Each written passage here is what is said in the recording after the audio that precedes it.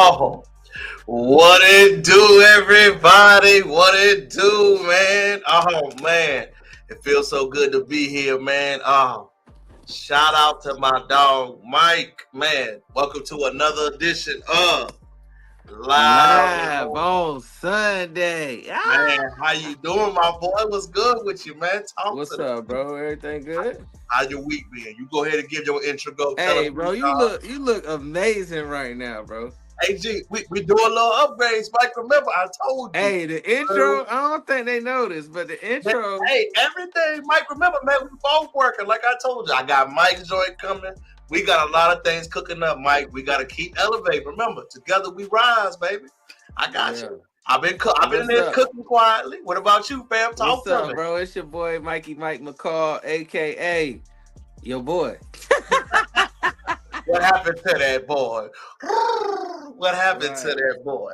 How your week been, family? Chop it up. What can they reach you at? You know how to do it. Do you think? Oh man, week been great. Started a few days off. Got a few days off, so week been amazing. You can find me at Where McCall at on IG, and you can also find me at Mikey McCall That's good, Facebook. man. Go ahead, man. I'm your gracious host, King Crowder, man. Shout out to us, man. We coming to you another edition. Live was good this week, Mike. Got to do a little traveling, make sure the thing was had to switch some things around. Got to Yeah, relax, Mike. Got to have a few days off mentally, get in a better space, handling everything with all this stuff going on, Mike. I saw Because you the had a world men is crazy. event. I saw you had a man. Yeah. Man, number 3 event this year. Thank you for Mikey. Mike always keep me on point. Number 3 event this year. Black Men Build Connections in Houston, Texas, Mike. We up to 400 members now, Mike. 3 away. 400 members. 400, Mike. You know your boy been down here doing it. Hey, look at Hey, the wrist. can I get an honorary membership, bro? No, you ain't gotta ask. Number 1, Mike, is for brothers, man. When we get together, let me go ahead and get my spiel. Where else, Mike, in life do you have a safe space where you can just speak your mind? Nowhere but Where my else as a therapist. brother do you can speak politics, relationships, anything, Mike, where it ain't gonna be on social media, where you ain't gonna be judged and you're allowed to give your opinion transparently. Nowhere but my therapist, brother. That's it, brother. And us, BMBs, that's what we do, Mike. We provide a space for all brothers, man. Because number 1, we gotta know, man, if we ain't together, Mike, who got us? If we ain't supporting each other, Mike, who's supporting us? Hey, what's the group called again, Terrell? So people can Black man build connection. You can just say BMBs. You can just say King. You can just say your boy. I got you. Whatever, Mike. Black men. Hey, y'all. If you're in the Houston area, For if you're in the sure. greater Houston area, For check sure. out Black Men Building Connections. Man, and I'm gonna tell you why it's so profound for me, Mike. When we started, it ain't just me, Mike. I always have to give credit. Shout out to Fred, shout out to Adrian, shout out to Kalani, man. Board members, Mike. We decided with one band, one sound. Yo, when we go out to these groups, Mike, you see ladies going out brunch and they doing their thing, Mike. But we never see the fellas doing anything with each other. Nah, you Outside don't. of partying and clubbing, where do we get to talk business, Mike? Trump, politics, money, what you see out in these streets, what you see out going on. So, man, we just started it, Mike. We don't have a greater social media presence, but the one thing we got, y'all, was in person, Mike. The biggest compliment I got was yesterday, Mike. We had a new guy show up yesterday. I ain't gonna name the gentleman's name. First time. Man, this is the first place I ever felt this comfortable in my life. I was like, wow. Like the first time, Mike. Think about it, Mike. After you leave college, after you leave high school, Mike, if you ain't got no shorty, where do you go? A place where mostly brothers doing good. Nowhere. It's deep, right? It hit me, Mike. I never thought about it. Most of my homies, I know we aim it. We So already. Oh, we are. Yeah, the squad you know lit. what I'm saying, Mike? But it's like if you ain't got that, Mike, where you gonna get it at? Nowhere, bro. So it was like we got motion. So yeah, we almost 400 strong, Mike, and we're a year and a half. Crazy. But man, besides that, Mike Nack, share the live, comment, like, subscribe. My boy Mike on all platforms. We all on all platforms. Mike, I gotta ask you my opening question today, man. When are black men ever innocent outright? Man, in the eyes of the humanity, I would say that it would be a perfect dream if we was innocent outright, and then the law is supposed to be innocent until proven guilty. Now it's guilty until proven innocent. You know what Mm, I'm saying? Justice ain't blind. She like this. I always say, you know what I'm saying? She gotta make sure what fact, color you is first fact, before she fact, before she give out some good stuff. However, fact. I would say, bro, it's not like that at all. Why do you feel that is, Mike? Before I I keep feel going. I feel that as a society, and I don't want to get too deep, but I got to go there. As a Oh, society, especially as a young black man or a black man, period, it has always been guilty until proven innocent. They could like to say that it's been innocent until proven guilty, but you got to think about Jim Crow. You got to think about slavery, runaways. You got to think about just period. And the rumor mill is crazy. All it takes is one person to ruin your character and say that you did anything. Think about Jonathan Majors. The dude didn't do anything at all, but his reputation is ruined. So he was guilty. He was innocent, period. But he was guilty in the eyes of the public. big facts, Mike. And the reason why I bring this up, Mike, the judge, remember this law we followed up with, Mike, where the lady was on law. The judge dismissed the DEA's case and the interference with Ahmaud Arbery. Let's keep going. A judge in Georgia, let me turn down the pause of the music for us, Mike, while we keep going, has thrown out a felony case against the former Brunswick County DA Jackie Johnson, who was accused of hindering the police in the murder of Ahmaud Arbery. He was a black jogger chased and killed by three white men in February 23rd, 2020. But the case, no arrest has been made until 2 months later after the video of the crime came out. Johnson was faced with a felony charge of violating her oath and office, but senior judge John Turner agreed with the defense attorney that the indictment should be dismissed on a technical flaw. Judge Turner Damn. offered a symbolic word to the Ahmaud Arbery family by saying, hey, I tossed out the case, but we got to understand, they were arrested sooner than later. Johnson testified that her own defense team that Tuesday she sought after the shield after the arrest, meaning she tried to do everything she can to get off. The judge Johnson had immediately recused himself and said in the case, giving it to a neighboring DA because she knew the defendants. Mike, my opening question: when a black man ever innocent? You have Never. an opening DA, Mike, being caught with the hand in the cookie jar, and a judge from a neighboring county said, "Hey, technically, she tried to do it the right way, but we all know it's the opposite." Take off, Mike. First of all, when bro, we need to start playing. We need to start playing judge, jury, and executioner. Mm, If like that's the only, and I may be sounding too militant, but that's the only way that we gonna get things the way that we need to get things. If you doing something to a black person and if not above board, I suspect you to get thrown under the jail, stoned, killed, whatever have you, whatever the penalty that the other person was gonna face, you got to get it. You got to mm, get it, and we got to start holding it. If the whites never gonna hold their counterparts accountable, do you dismiss it and you give sentiment to? That's a spit on that man family. That's a spit on that man grave. And how dare you? If it's so on a technicality, of course they're gonna find a technicality to get this sister from going in jail. mm. It's I crazy. agree with you It's wholeheartedly, sickening. Mike. It's sickening. I feel like we need Keep to. going. I always say this. Mm-hmm. We need integration was the worst thing that could have ever happened to us. If we weren't integrated, we could have had our own court of law and brought her up against the charges in our own court. My thing that gets me too much, Mike, when I see cases like this is number one, what does he have? What do they have to do to get proven guilty then? If the burden of the law is changing, Georgia, stand up. If the burden of the law is this, and technicalities are what getting people off, when you know there was something fishy going on, what do you have to do to make sure the judge and lawsuit go through? If I'm a family member of Ahmaud Arbery, that is not justice. At all. We know something foul happened, Mike. We know it. And if we know something foul happened, why isn't everybody being upholded to the law at the same extent? Now, we know the law ain't blind, Mike. We already been exposed that because we get treated differently all day, every day. But in actuality, if we're going to keep upholding these standards, everybody has to follow it, not just Mike and I.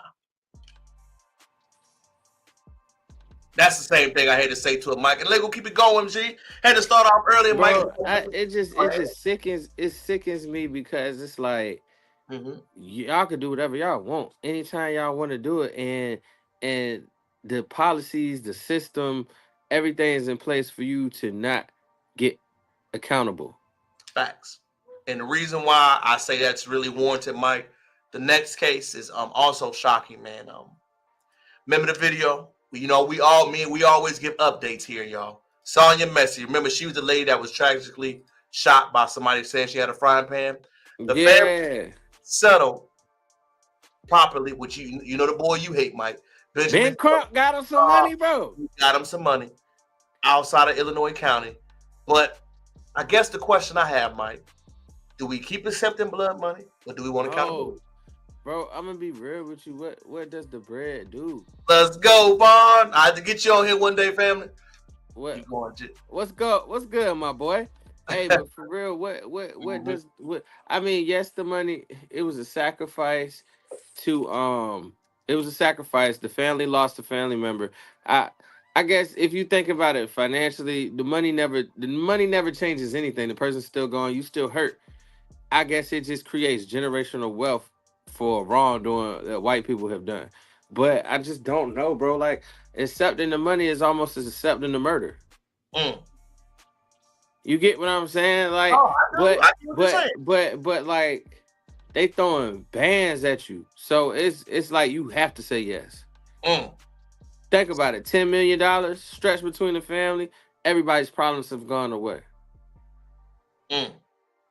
Question, Mike, do you think the problem? Do you get the money at one point in time? Is it broken up over time? What do you think, man? I don't know, bro. It's most likely a big ass check, but you gotta understand, Ben Crump is a lawyer. He gonna get a percentage. He gonna get a percentage off the top, always. He gonna get that 33 and a third percent. Always.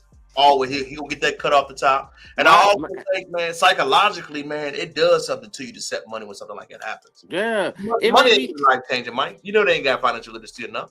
No, but it's just like everybody in the family, like, and it might not even you. I just would like to think that everybody in the family got a piece, right? However, you already know it's gonna cost more division. I feel like when you accept that, bro, like I said, you accepting the detriment of your loved one. But what can you do? These people don't come. We don't know the financial background that these people come from, but I can guarantee you it ain't 10 million strong. But it's almost a catch-22, right? It's like, yeah, we the city of so and so and so and so fucked up. We killed your loved one. Right. No, I agree, man. We know you in the financial hardship. So are they taking advantage? How much is it gonna take to make you go away? And Ben Crump always negotiating these millions of dollars, dog. Nah, like why? It's okay.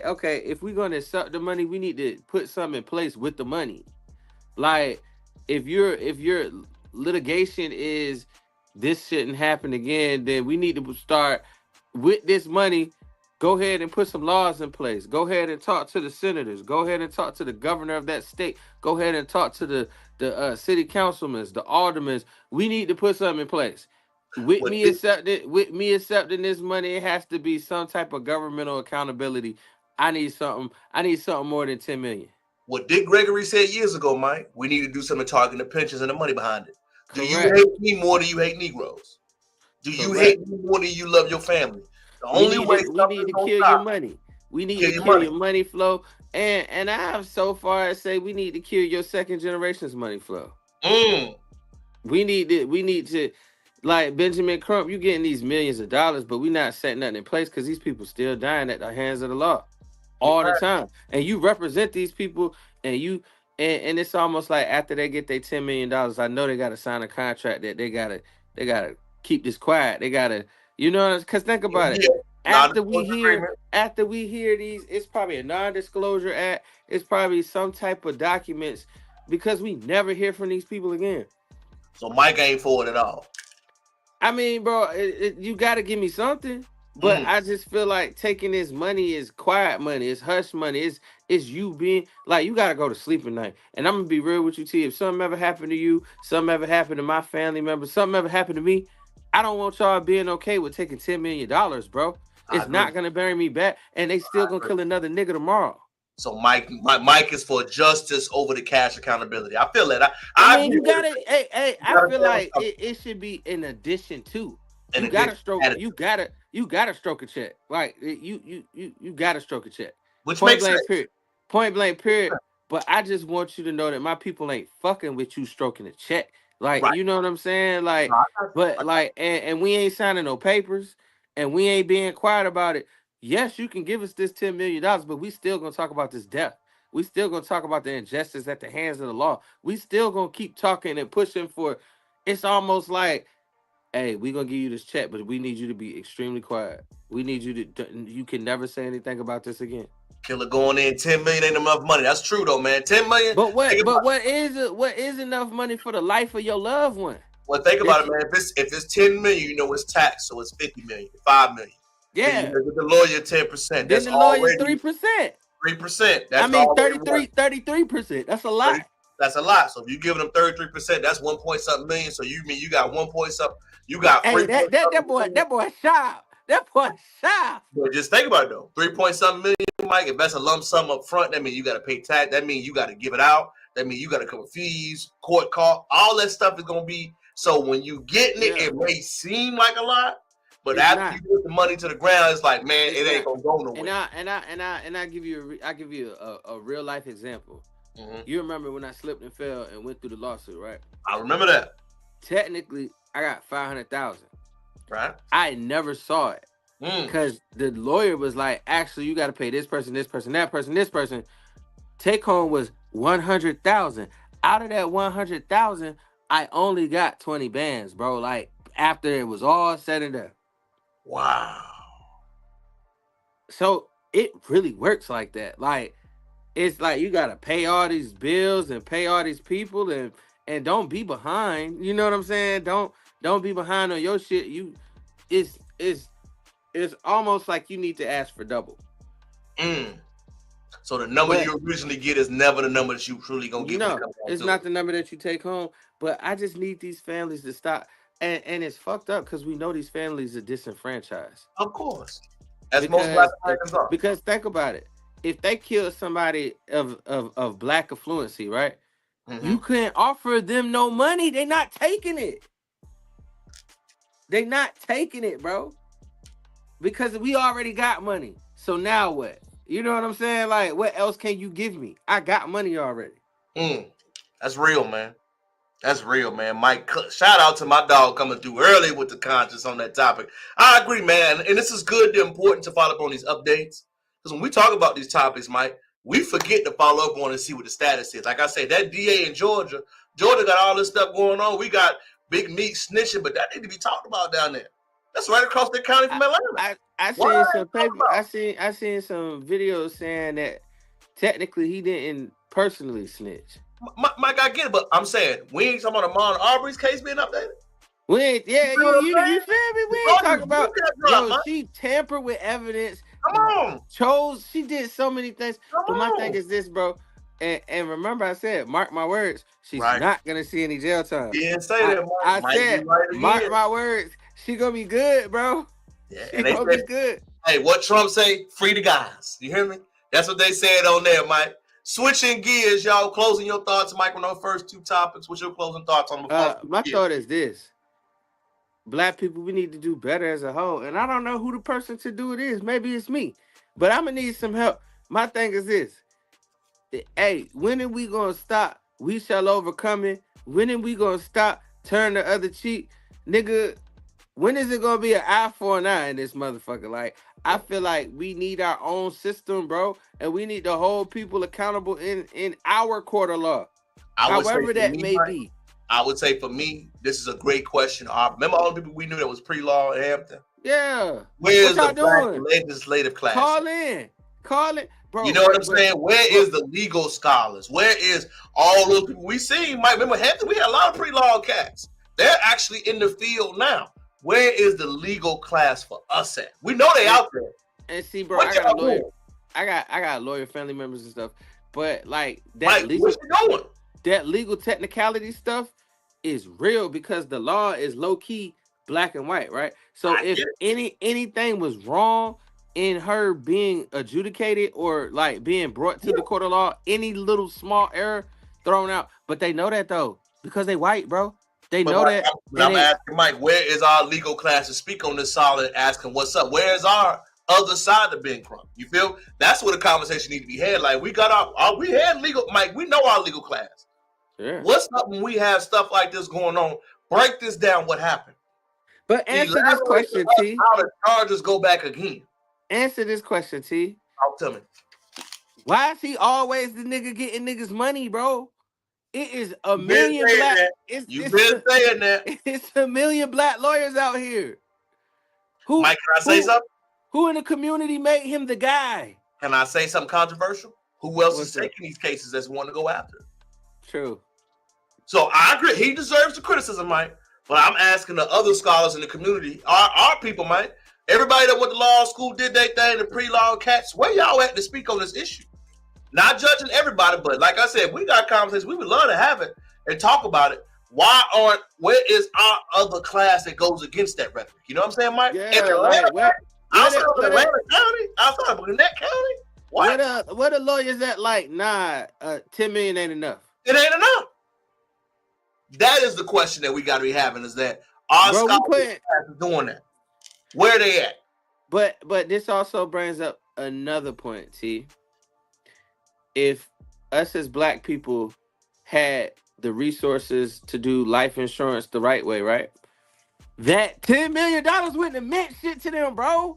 If they did life insurance, death planning, like our counterparts does, bro, they'd have been like, hey, reparations again, Mike. You know you're going back to it. You're going back to it again. Hey, look, you're going back to it. If they did compensatory justice, I got you. You said if they had the options and the agreement too, it would be different. You're right. Think about it, T. Right? We they family, right? But me and you know financial literacy. We know about insurance. We know about leveraging our businesses and things of that matter. And we had the bread through life insurance, right? And they say, hey, we got a $10 million check. We be like, hey, we already got a $10 million check. Wait. I need a hug. What difference are you making? But we got to do these things, bro, because white people been ahead of the game and stuff like that. Hey, the first key I want to say, man, is awareness. Having these conversations like this, following up, Mike, is the first part of the battle. If ain't nobody else talking about it, you got to bring it to awareness. Like I said, all the stuff we see going on, why ain't it been no follow-up conversation like we doing right now? That's the first part of it. Step one. Go ahead. Second part of that, right? Yeah. When you die, stop giving your child a house. I'm not saying don't give them the house. I'm saying put the house in a trust, because when you give us the house when you die, we have to pay taxes on that house. What if we are not as financially stable as our parents? Facts. Now we got to pay the taxes on the house, and if we can't afford to pay the taxes on the house, it's the bank's house. That's real, man. Bars by Mike. Bars by Mike. We gonna change gears, Mike. Man, you know who Keith Lee is, right, Mike? Oh man, yeah. You know he went to the UK and did some straightening. Mike, stay tuned. It's in London, England, and we in somebody's backyard. And supposedly, this is some of the best jerk chicken you can ever have in your entire life. Let's see if I agree. I got it. Let's try it. Not this one, Mike. Hold on. Let me go to the right one. He said, we are in someone's backyard. I got you, Mike. Give me a sec. I had the wrong video. Fair use. Let me get you the right one, G. Man, my back. Hey, excuse the background, bro. I had to go somewhere quiet. Got a neighbor playing music all out. I'm gonna straighten that when this podcast over. Hey, you gotta bring that blicky. What I tell you? It's some of the craziest food I've ever tried in my entire life. I got it. Let's try it. Rated 1 through 10. We spent 26 pounds or $32.76. The name of this place is Spud Bros. And the concept of Spud Bros is very simple. They made loaded potatoes, but that's the only simple thing about it. So we pulled up. The line was almost out the door. It's freezing out here, so we were sitting outside waiting. 2 owners walked up to us while we were standing in the middle of the line, and they said they was waiting for us to come. He tried to give us everything for free, but you know that's not how we roll. We know we pay for everything. And I told him straight to his face, I'm going to be honest. Please don't be upset at me. Please don't think I'm calling your food briggle brackle with fizzy winkers, any of that. I'm just being honest. I'm going to show you everything I got, and we're going to try it and rate it 1 to 10. And before I open this, they are not trolling. This is on the menu. What's in here is not specifically made just to play. It's on the menu. People seriously come and order this. Like, this is not a joke. Right? Yeah, in America, it's a half tuna and beans. That's it. It's like cardinal sin number one. Yeah, a tuna, cheese, bean, and tram sauce jacket potato. And this one is curry chicken with tram sauce, crispy onions, and garlic butter. And it's so much garlic butter, if I move, it's gonna tip everywhere. Oh, beans too. Again, this is tuna with mayo, crispy onions, tram sauce, which is like a spicy mayo, butter garlic or garlic butter, cheese, and a potato. I'm gonna try to get everything going. Again, I'm going to it extremely open-minded. You never know.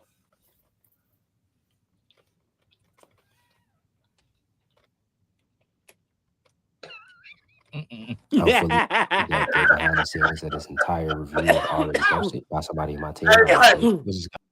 But, number one, Mike. What? Garlic, tuna, beans? But Mike, it gets better, dog. You know, UK went on fire after this, Mike. I gotta let you give you more of a context. Fair use again, Mike. I've been to the UK. We're gonna talk about it. Hold on. One more. Boy, TikTok done came. Hold on. Here we go, man. I don't understand why motherfuckers mad Keith Lee ain't like that goddamn potato. Motherfuckers talking about something. Keith Lee just got one of our potatoes and spit it out like he's a fucking toddler. That shit look nasty, gang. That shit nasty. Hell, my boy. Beans and tuna on that motherfucker. Put that shit out. They be talking about some shit like, you lot would rather have biscuits and gravy than rather have fresh beans out of the can. We have fresh food. But you can go ahead and eat your burger with your candy-covered bacon and your fried butter. Yeah, go ahead and give me that, because whatever the fuck y'all cooking over that motherfucker, I don't know what type of times y'all in. Y'all eating military rations. That shit like jail food. That Keith Lee biting through, when the fuck was that made? That's called hardtack. If you know what hardtack is, you know what the fuck I'm talking about. The shelf life is, it lasts forever, but it's like, it's just rough. Beans on hardtack. That's what the fuck y'all feeding my mans over there. Don't worry about it. We gonna get you. Mike, since you already hip to the UK food, take off, Mike. Go ahead when you're solid. What was your first thoughts, man? Oh man, first of all, I wouldn't have ate that, bro. Beans and tuna. They got, and I love the UK, bro. I love traveling. I've been to England several times, right? First of all, when I went to England, they eat something called beans and toast.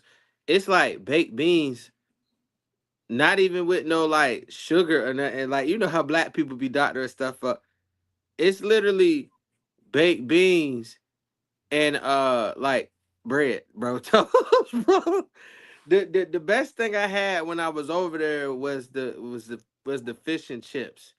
It was like a white fish, it was a cod fish, and French fries. Banging. But they do something called Yorkshire pudding. It's like bread. To us it's bread, bro. Like, it's bread. But dog, it's like they don't call it bread. They call it Yorkshire pudding. Bro, it's like stuff. When I was eating over there, bro, it's like stuff I would never put together not one time, bro. Like, I was like, yo, what is this? Well, that shit nasty, gang. Is that what you talking about? Oh, phone now. What you mean? Look, we say the food nasty, Mike. And you know what I mean, Mike? They get in their feelings acting like we don't know. Look, man, if y'all eating that with tuna, what on a potato, Mike? Tuna on a potato is wild. Bro, come on. Hey, y'all eating like y'all locked up. Y'all eating like y'all getting 90 days, bro. What you mean, Mike? And what kills me, Mike, is UK. Number one, I gotta ask you a real question, Mike. You know I gotta come with the hot topics. Can we call them Black Brits? Because originally, Mike, we the black people. How they get to call themselves Black Brits, Mike? I gotta ask you for that on that one. How do you feel about that? How do you feel about them saying nigga? I don't like it, Mike. I'm gonna keep it real with you with the accent.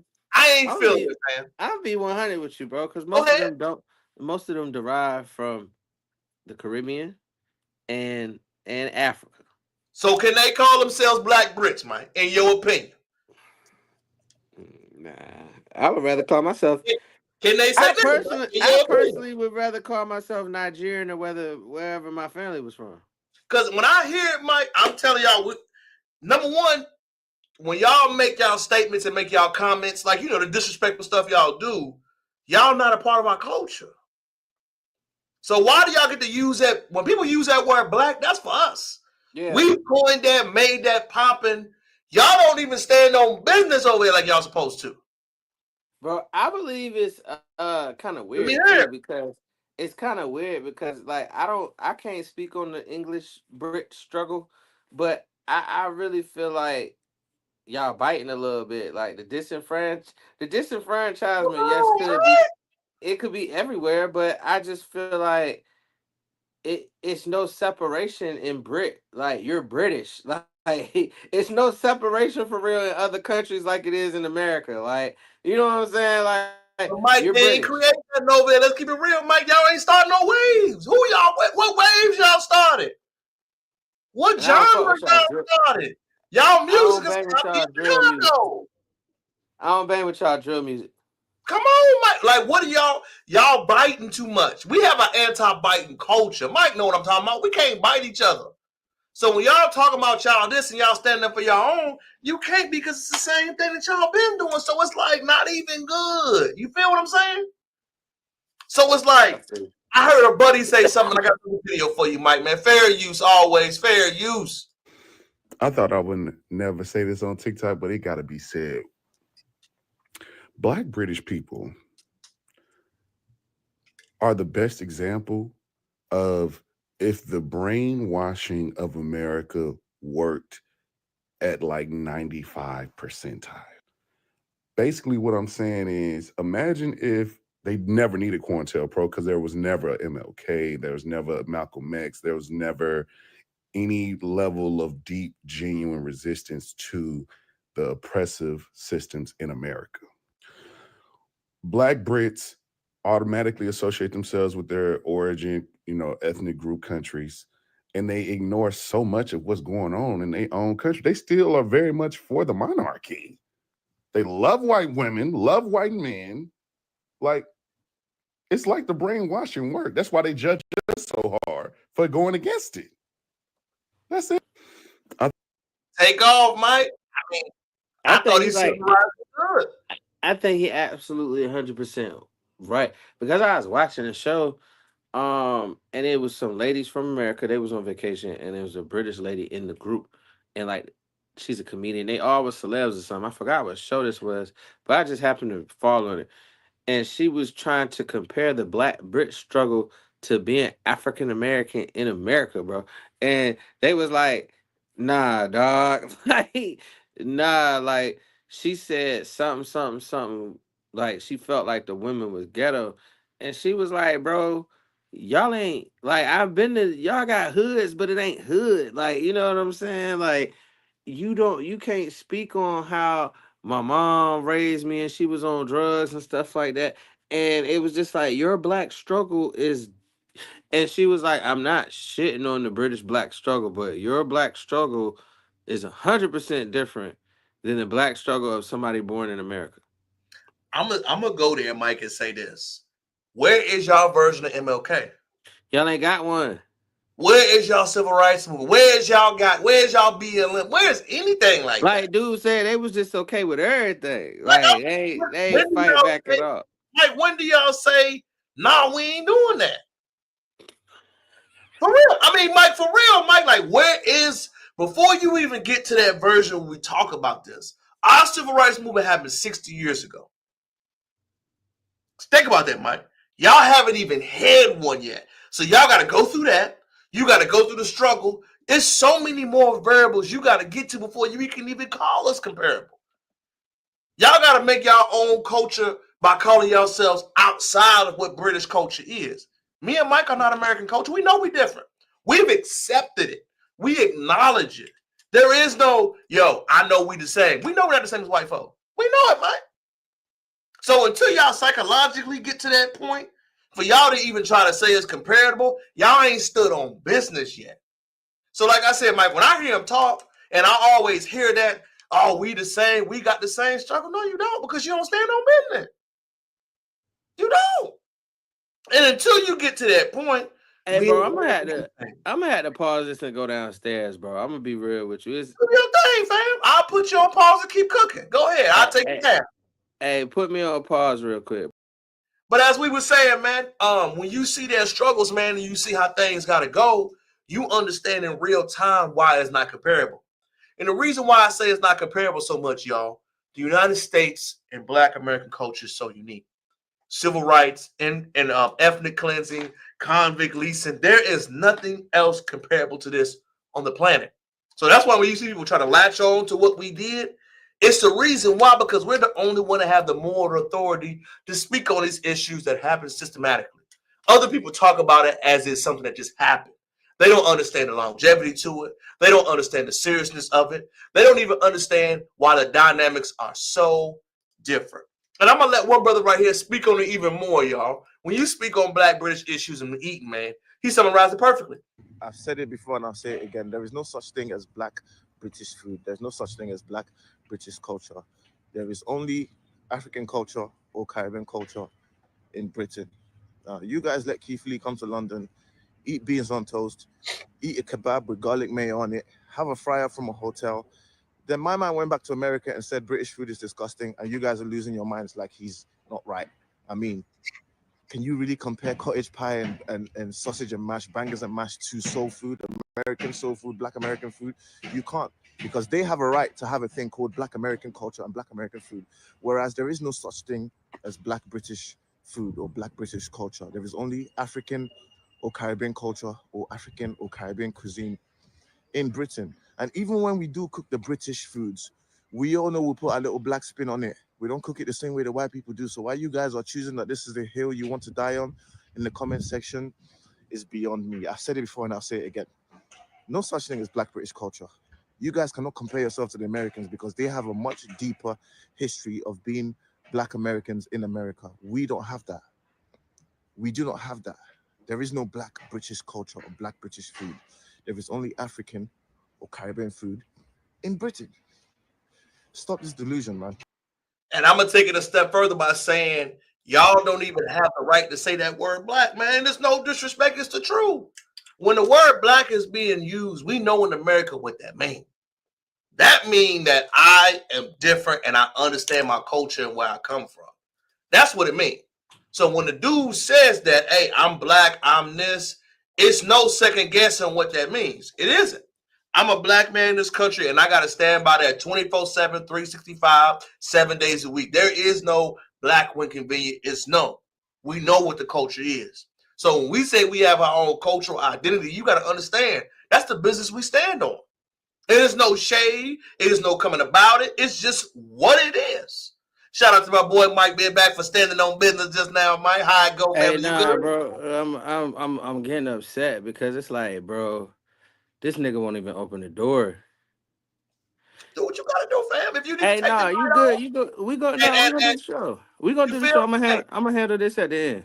for But my sure. thing is this, bro. Like, if you living in a dwelling that's not a home, you should never play your music loud enough so that other people can hear it. The It's bass okay. and all that. Hey, man, I'm gonna tell you what you got. You got to play the white people games, actually. Oh, You he's a may have white to do guy. it. You might play his games. You may have to do it. Like I said, I hate to be that way. I hate to be about it that way. But if, man, listen, I'm out here, you trying to get things going, you being reasonable. Man, look, it's what? On the East Coast, what time is it, man? 8:30? Yeah. Come on, fam. You got to be reasonable out there.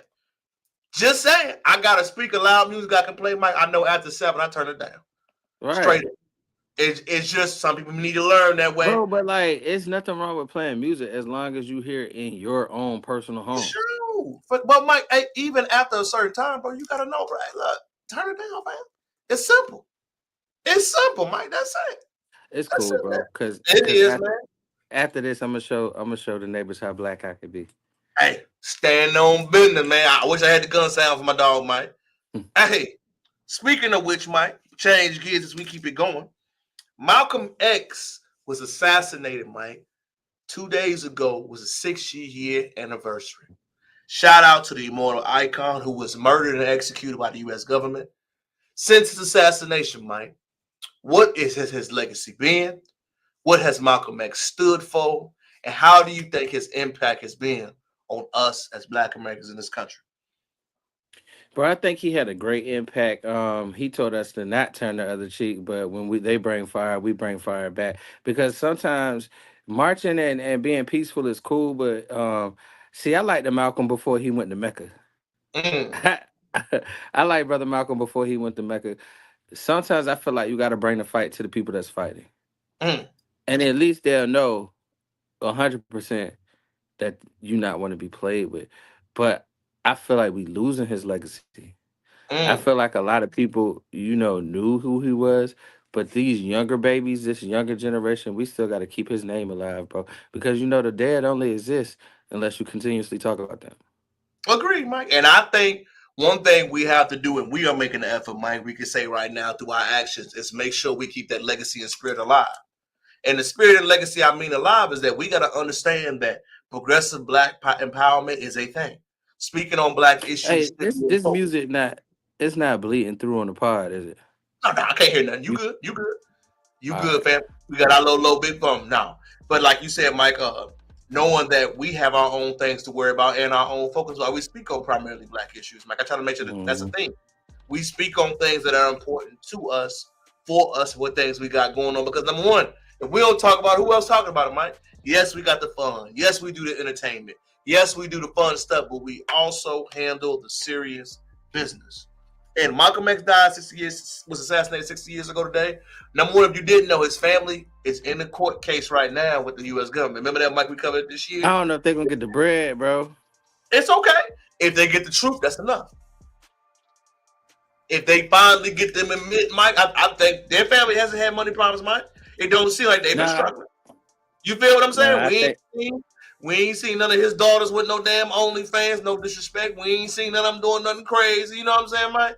It ain't been none of that. Yeah. It's been literally them, and Malcolm X's daughters look good, Mike. I don't know if you remember that. They take care of themselves, man. All his daughters look good and take care of themselves and have represented him well.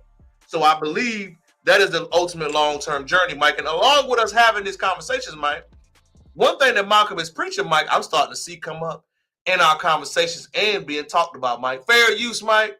Fair use. I want to be in white spaces. I don't want to be around y'all. I don't want y'all to think I'm one of the good ones. I don't want y'all to think any of that. I don't want y'all to think it's ever fucking sweet when you come around this. I don't like them in our spaces. I don't like them listening to our music. I don't like them I don't like them fucking our men. I don't like our men fucking them. I don't like the bitches fucking them. I don't like none of it. I'm sorry. Who gonna say it?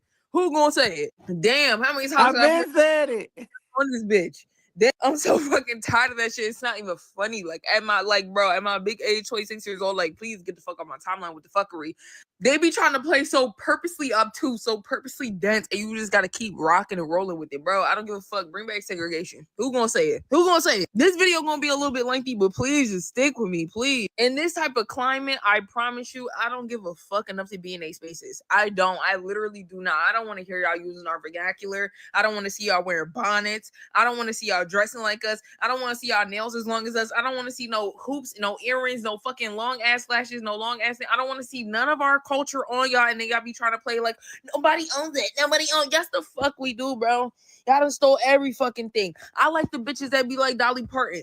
The big fucking curls, the blonde hair. You're being unapologetically white. Why the fuck you want to be like some of like the wearing the braids, bro? We used to get braids back in slavery times. They'd be like, oh, well, like, why the fuck are y'all gatekeeping braids, bro? They used to draw maps in our fucking braids for us to get the fuck away from y'all. Damn. What the fuck? Like, we cannot catch a break around this bitch. You Super Bowl happens. Now all of a sudden, y'all motherfuckers making t-shirts with the, I ain't even gonna hold y'all. I gotta give them credit where it's due, but our black people have to tap in. They coming up with the craziest fucking art to put on a damn t-shirt. I'm not buying that shit. I'm not buying that shit. And I'm looking at how many of them bitches are sold, bro. I don't want to buy that motherfucker from y'all. I'm sorry. I will not. What? Y'all supposed to be giving us reparations. Give you reparations? Bitch, you got me fucked. You got motherfucking white bitches getting lit off rapping our shit. And be fucking for real. This shit is really getting me tight. This shit is really. So, Mike, I will say, man, with her saying that, there is a spirit flowing around of Malcolm still around. And the reason why we see other spirits still flowing around, Mike, I don't know if you're familiar with Joy Reid like that. She was the famous black man ain't nothing, you know. Black man ain't no good. They don't take care of nothing. Mike, she got fired on her day off. Yes. Great. She got fired, Mike, on her day off. Woo! Damn, White Craig, cold, how Mike. you They get fire fired? you on a Sunday, Mike. Woo, that's How you cold get blooded. fired on your day off? On Black History Month, Mike. They She found canceled out your she got show. fired while she was at church, nigga. And And if I'm you not don't laughing want at anybody that lost their job, yo. That's Mike, but you crazy. laughing, Mike. You talking junk. Well, listen to what she said, Mike. There are some people who are pushing the issue, but they have an ulterior motive. And if I could explain, whenever you see people online refer to reparations and they only hold Democratic candidates accountable, and then they say if Democratic candidates don't support reparations, then black voters should stay home in 2020. That's how you know those people are genuine representatives of the reparations movement. And we saw that type of exploitation in 2016. We want to make sure that our community this go around is not subjected to sort of what is really a cyber COINTELPRO, where an issue in our community is infiltrated and exploited and used against us. And it's time now more than ever. The organizations like NCOBRA and the National African American Reparations Commission, Joy, speak out to say these are the real and genuine positions on reparations, not what some are saying where they say, well, we don't believe in the Pan-Africanism, which is blasphemous to the reparations community. This is 100 years since the first Pan-African Congress. But Mike, when you hear conversations being talked about and they're not talking about reparations being paid out, what's your thoughts on it? Because Malcolm spoke on that. Malcolm spoke on that issue before we go to the next one, Mike. It's many forms of reparations. I said it before. If you don't cut me the check, go ahead and give me some free education and a better credit score. Allow Mike, me you to still have one. allow me to have some type of financial freedom. It don't have to be in forms of dividends in my hand. But I would like to, if it came down to it, cut the check. But if it's not cutting the check, I need to benefit financially somehow. How some way a white person has benefited financially. I need that, and we can call it even. I'm for cash payments, Mike. Cut the month. Look, I don't want nothing. I mean, but and you want to know why I don't want cash though? Mike. You want to know why I don't want cash though? Because the dollar could fall. The dollar could fall at any moment, and then they give us the reparations, and that shit don't mean a damn thing. That's real though. That's a real point, Mike. That's a real. Think about it. We print money every day. We do. Every day. We print it right now. However, we print it right now. I'm saying they could give us the money tomorrow. Everybody get a check, right? We go cash the check, the bitch bounce, or the dollar falls, and it doesn't mean anything. So I don't want the check. I want something tangible financially, though. Not a check, not no money. I'm cool with the credit score, and I'm cool with like free education or something like that. I just want something a little more tangible, cause like money. I'm thinking about everybody else too. A lot of people ain't financially literate. That's real. I ain't mad at it, Mike. I tell them the same thing I tell you all the time, Mike. We have a problem in this country. The main reason why we have a problem, Mike, is right now, Mike, is that there is financial inadequacy. There are people that are overdue. Until we clean that slate in the 40 acres and the mule, Mike, we ain't gonna never get nowhere. Whatever that looks like. That's it, Mike. Right.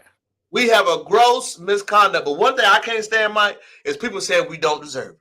What are you talking about? Bro, they gave the Asians some money.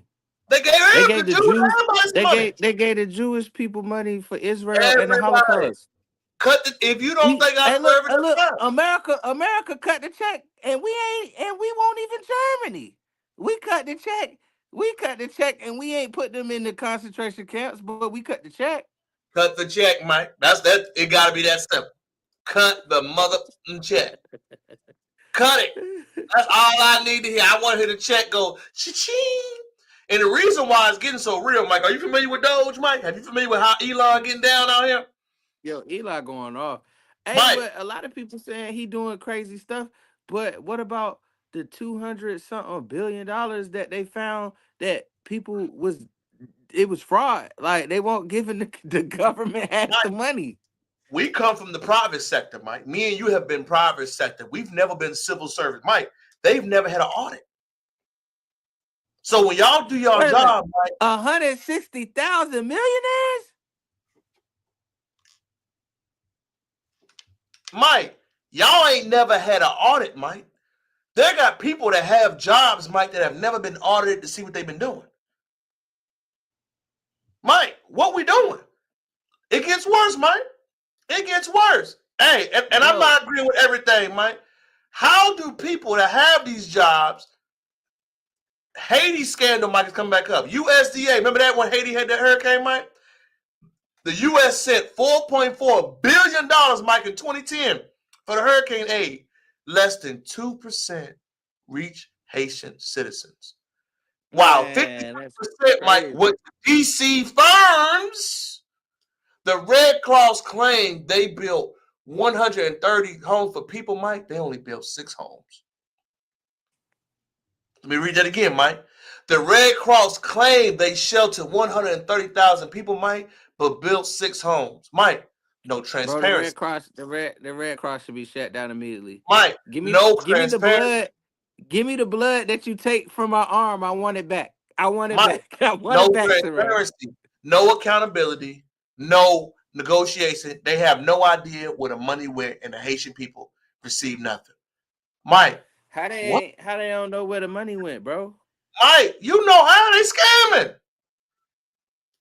Once they told me like they never had an audit, how do you go this long without having an audit, Mike? We all had audits, Mike. You know that. Bro, we had audits at Sherwin-Williams. Niggas told me like, let me see all your financial records. Let me see how you mix paint. Let me see how you deal with the customers.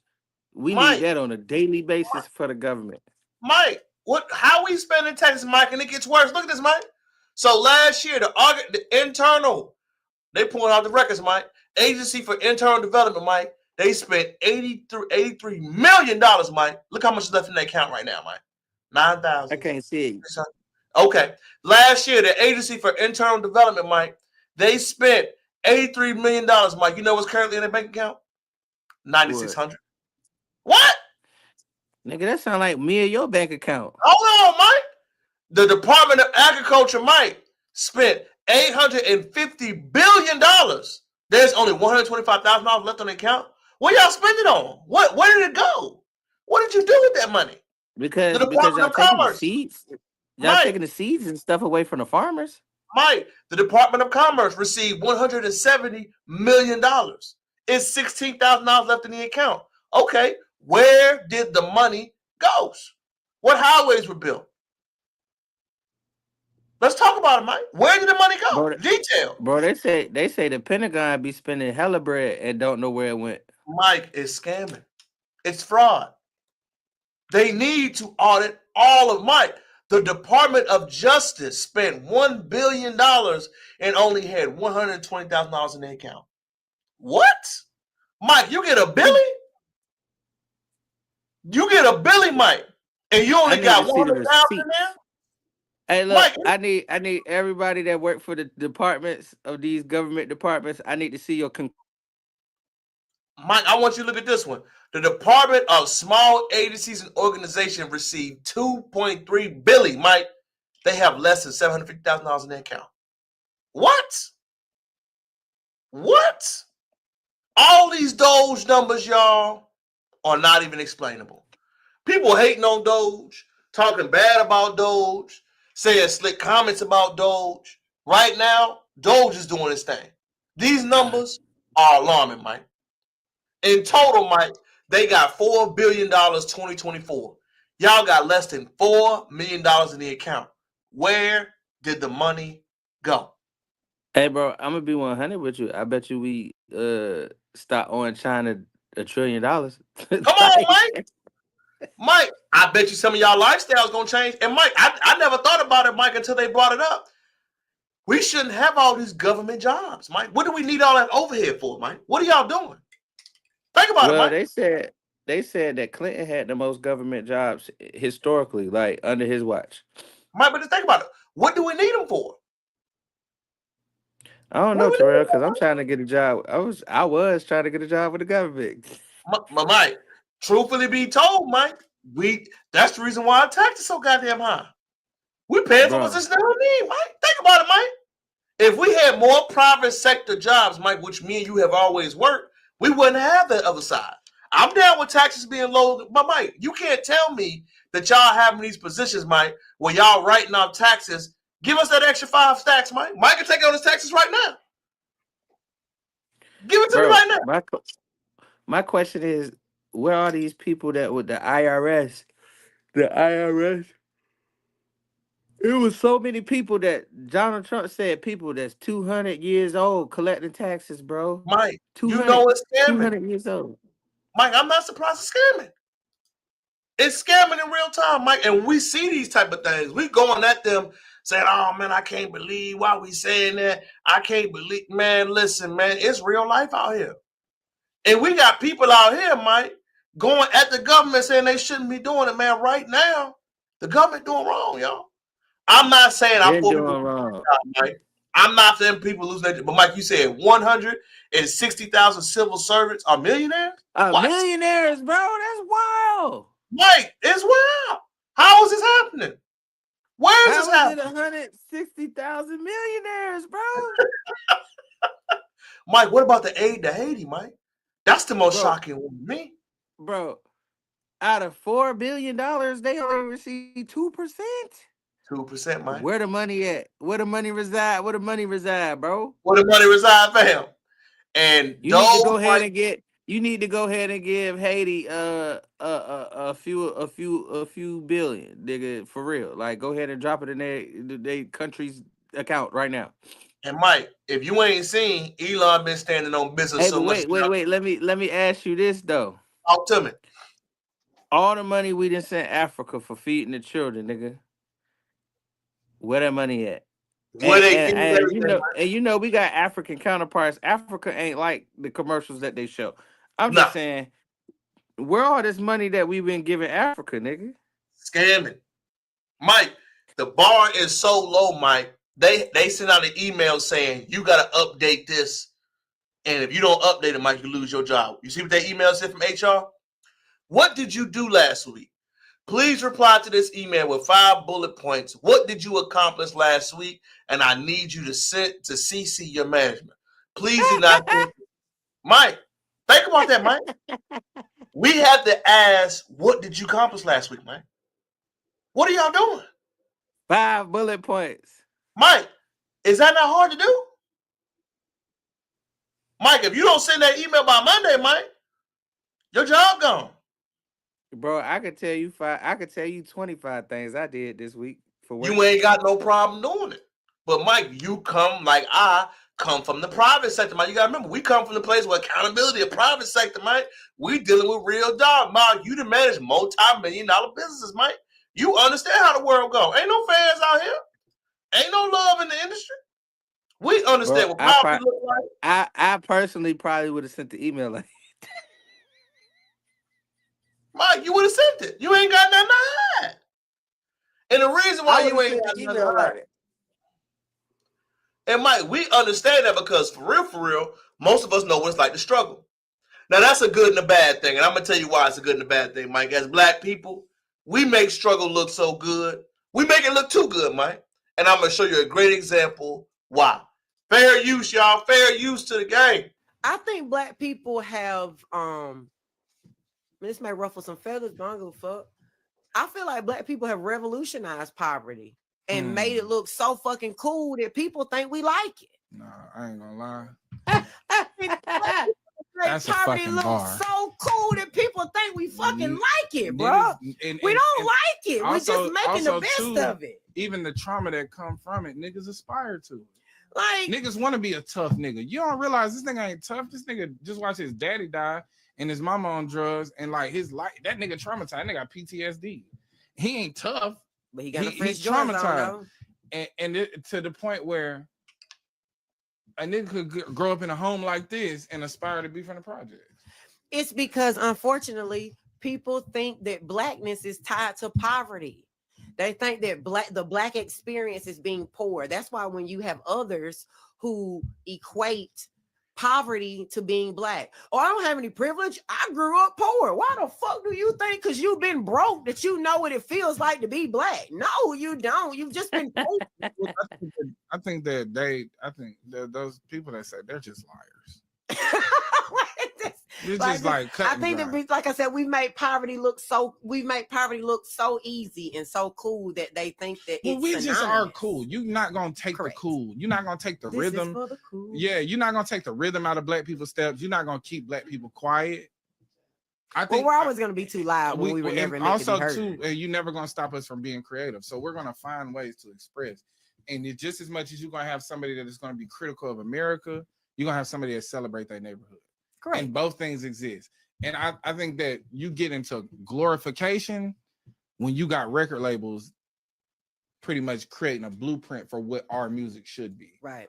And they putting it in a spreadsheet. This does well and this does and well. they got a checklist. And they got a checklist, and these words have to be mentioned, and this is the subject matter. And you're gonna tell me black. And you're gonna tell me black. I think Mike, take off, baby. When you hear that, what do you think? Oh man, I think they were right on so many levels on everything that they said, because I have a coworker, same coworker I had to school about certain things. He said he grew up broke, and like, I'm not racist, I grew up broke.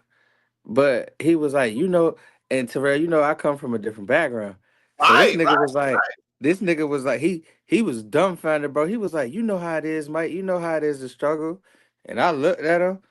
I was like, nah, bro, I don't. My parents very well off. Terrell, he was like, what? I said, yeah, bro. We all don't come from the struggle, bro. I was like, and that was disrespectful to you to even say that. Yeah, bro. I was looking like, bro, what are you talking about, bro? Like, I came from a very well-to-do family. Like, no, I don't know what it's like to struggle. And how dare you be like, I'm not racist. I struggle. Yeah, bro, you still racist. You racist because you don't understand that what you said was wow, man. How did you take that, my boy? I said, bro, you gotta just stop talking to me, dog. I said, because I told your brother Malcolm, I'm about to fuck some shit up in here, dog. Like, bro, no, like, why do you think that all black people do not know the struggle, bro? We all don't know like syrup sandwiches and shit like that. We don't. Mike, that was real. And to me, Mike, I didn't grow up poor. We grew up lower income. Never grew up poor, but I grew up much more aware of what we got going on. And the one thing I'll say I've learned, easy, Mike, I learned from most people, is that a lot of us don't gay card our upbringing to talk about it. We make it cool to talk about it amongst everybody. I never felt comfortable doing it, Mike. You feel what I'm saying? Like, hey, I talk about it with Mike, but we ain't talking about it with everybody what we got going on. Some stuff gonna remain private. You feel what I'm saying? It's very taboo. It's almost as taboo as when you get around a bunch of people. The first conversation that is always brought up, no matter what ethnicity you are, is, what do you do for work? Why the fuck does it matter, motherfucker? Like, you, Terrell, what do you do for work? Dog, who cares? I'm here at this football game trying to enjoy this beer and a fun time. I don't want to. Why does work define who we are? We are, as people, are so much more than work, and we as black people are so much more than struggling and being ghetto, bro. Like, what? That is crazy to me. Well, that you gotta understand, Mike. I had to learn a while ago. Some people work to live. You and I live to work. We value freedom and other things, or other people value what they solely do in their career. That is their aspiration. They don't have any goals outside of work, Mike. You know what I'm saying? They think about work 24/7. You've experienced it multiple ways, Mike. Cats that ain't worried about work, they ain't got nothing going on outside of work, so they find out what you're not doing. An identity. It's not. But again, Mike, you work to live. Yeah. You gotta remember that. I work to live. I don't work to be in a job 24/7. I don't want to. My aspiration is to ultimately have our own thing. Like, we could be on our own, doing it our own way. That's why we do what we're doing. But aspirationally, everybody isn't that way. Some people think differently. Some people have a different ideology, different mentality, and that's cool. But like you said, when we had those conversations, you gotta learn how to halt that right there. Yeah, and speaking back on that point, Mike, it's deep when you said that, because I think most of our issues might come from our religious identity that we haven't addressed yet.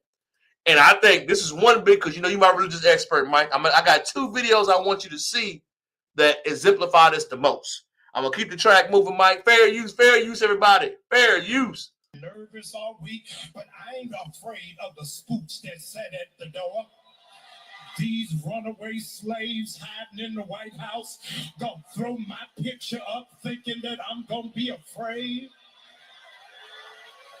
If you got real courage, don't show my picture. Show the picture of the one that fired the Black Joint Chief of Staff from the military.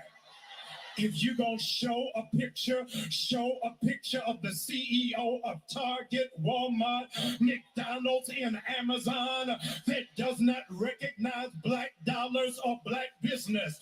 If you gonna put up a picture of the state legislators in Florida that are banning black books. If you gonna put up the picture of the one who. And Mike, I have a hard time listening to this cat, especially when I found out he was the one with all the baby mamas.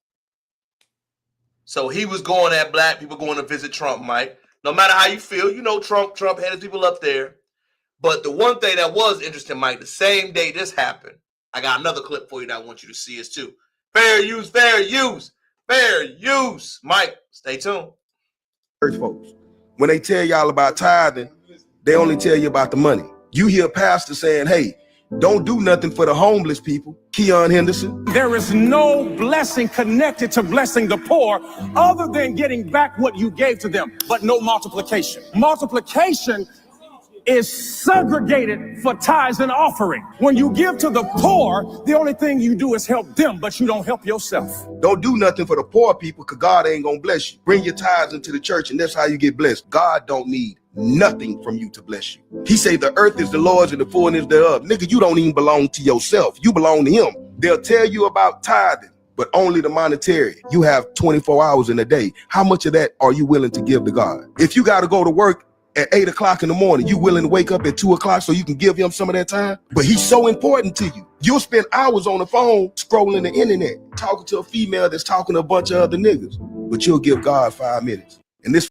Mike, why do you think the disconnect between the church, the young people, and identity is so strong as it is today? Because we tired of the hypocrisy. We and me personally, I haven't stepped foot in 3 years, Terrell.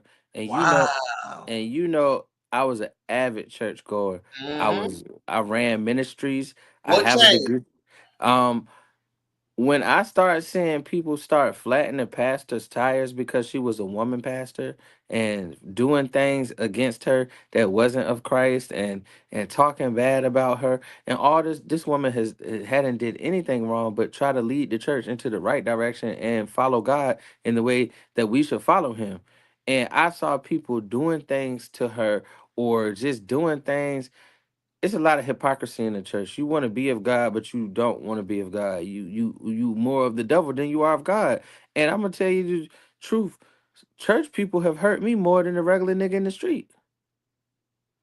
My father and I hate to say this, but we was attending the church, and my father was obtaining education about God.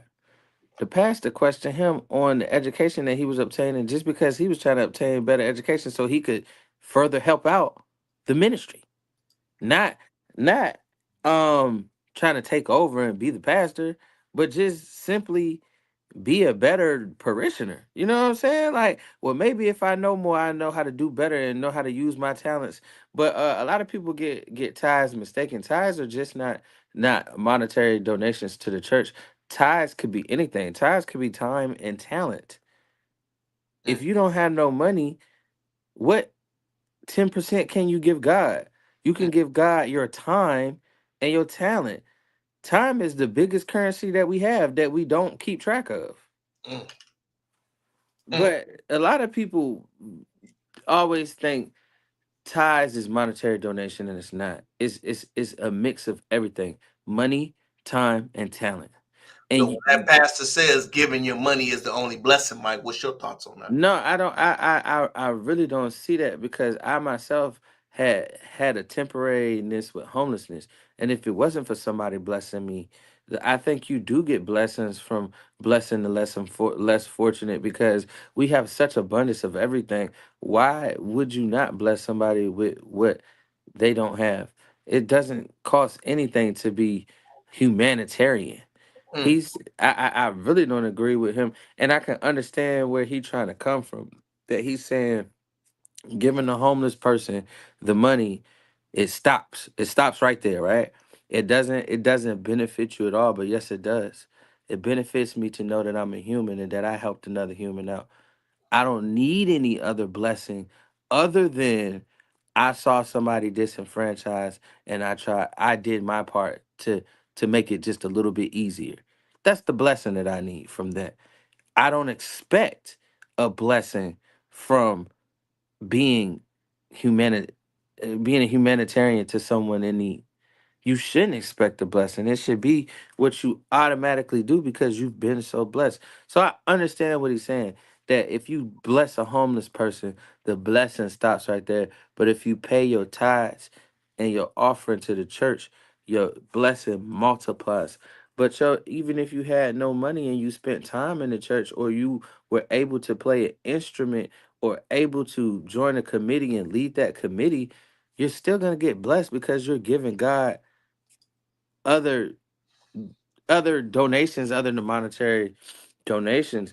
I just feel that we have to be aware of false prophecy.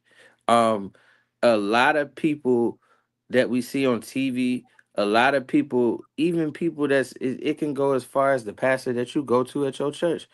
You don't know what that motherfucker is doing behind closed doors. You only know what you doing. You only know that you trying to live the right way. You could want, cause and my dad told me this story. Like, you want to be like Deacon Jones, right? Deacon Jones got the Cadillac. Deacon Jones got the good job. Deacon Jones looked like he didn't figure life out, right? But what you fail to realize is Deacon Jones beat the shit out of his wife every Tuesday and Thursday. You feel what I'm saying? But you want to be like, but you want to be like Deacon Jones. All we see is the outward appearance, right? We don't see people's souls. And people got to realize and understand that the church has never been a building.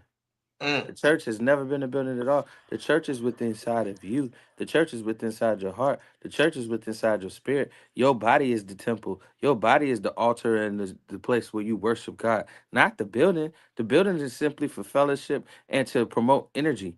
And if we really think about what church really is from an old school standpoint, where churches were built in the cathedrals, they were energy harnessing uh buildings that provided an uplifting mood because you're seeing the architecture. I could go deep, but what to answer your question, Terrell, I think we got away from church because we see the bullshit.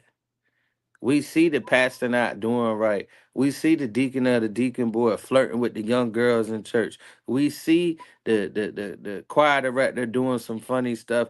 We see that and we be like, all of this is hypocritical because we're supposed to be living to a higher power. We're supposed to be devoting our life and devoting our characteristic into being something that is Christ. But what we forget is the flesh is strong and the flesh will always make an ass of us. Man, So bars by my dog Mike, man. You took that home, baby. That was good, man. I don't want you to say nothing else, baby. You killed that segment. That was all you, Mike. I ain't got nothing to chime in. Mike is our religious expert. Share the live, comment, like, and subscribe to the channel. We're going to keep this train rolling, Mike. You've been rolling I tonight. got one more thing to say, bro, Talk about the talk church, to me. right? Chop in. You know how the church says, "Come as you are," right? And Mm. people think that is about, oh, I get to wear jeans to church. No, no, no, no, no, no. Come as you are is not about wearing jeans or your attire. Come as you are is your raggedy soul. Bring your raggedy soul to church. And Spiritual. and, and you, yeah, your spirit.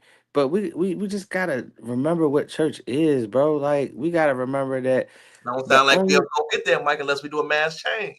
we got to do a mass change because the only reason that we are here in existence is to teach people the way of God and to teach people and use our personal situations to uplift them and let them know how He brought us over and how He made a way for us so that they can then worship Him.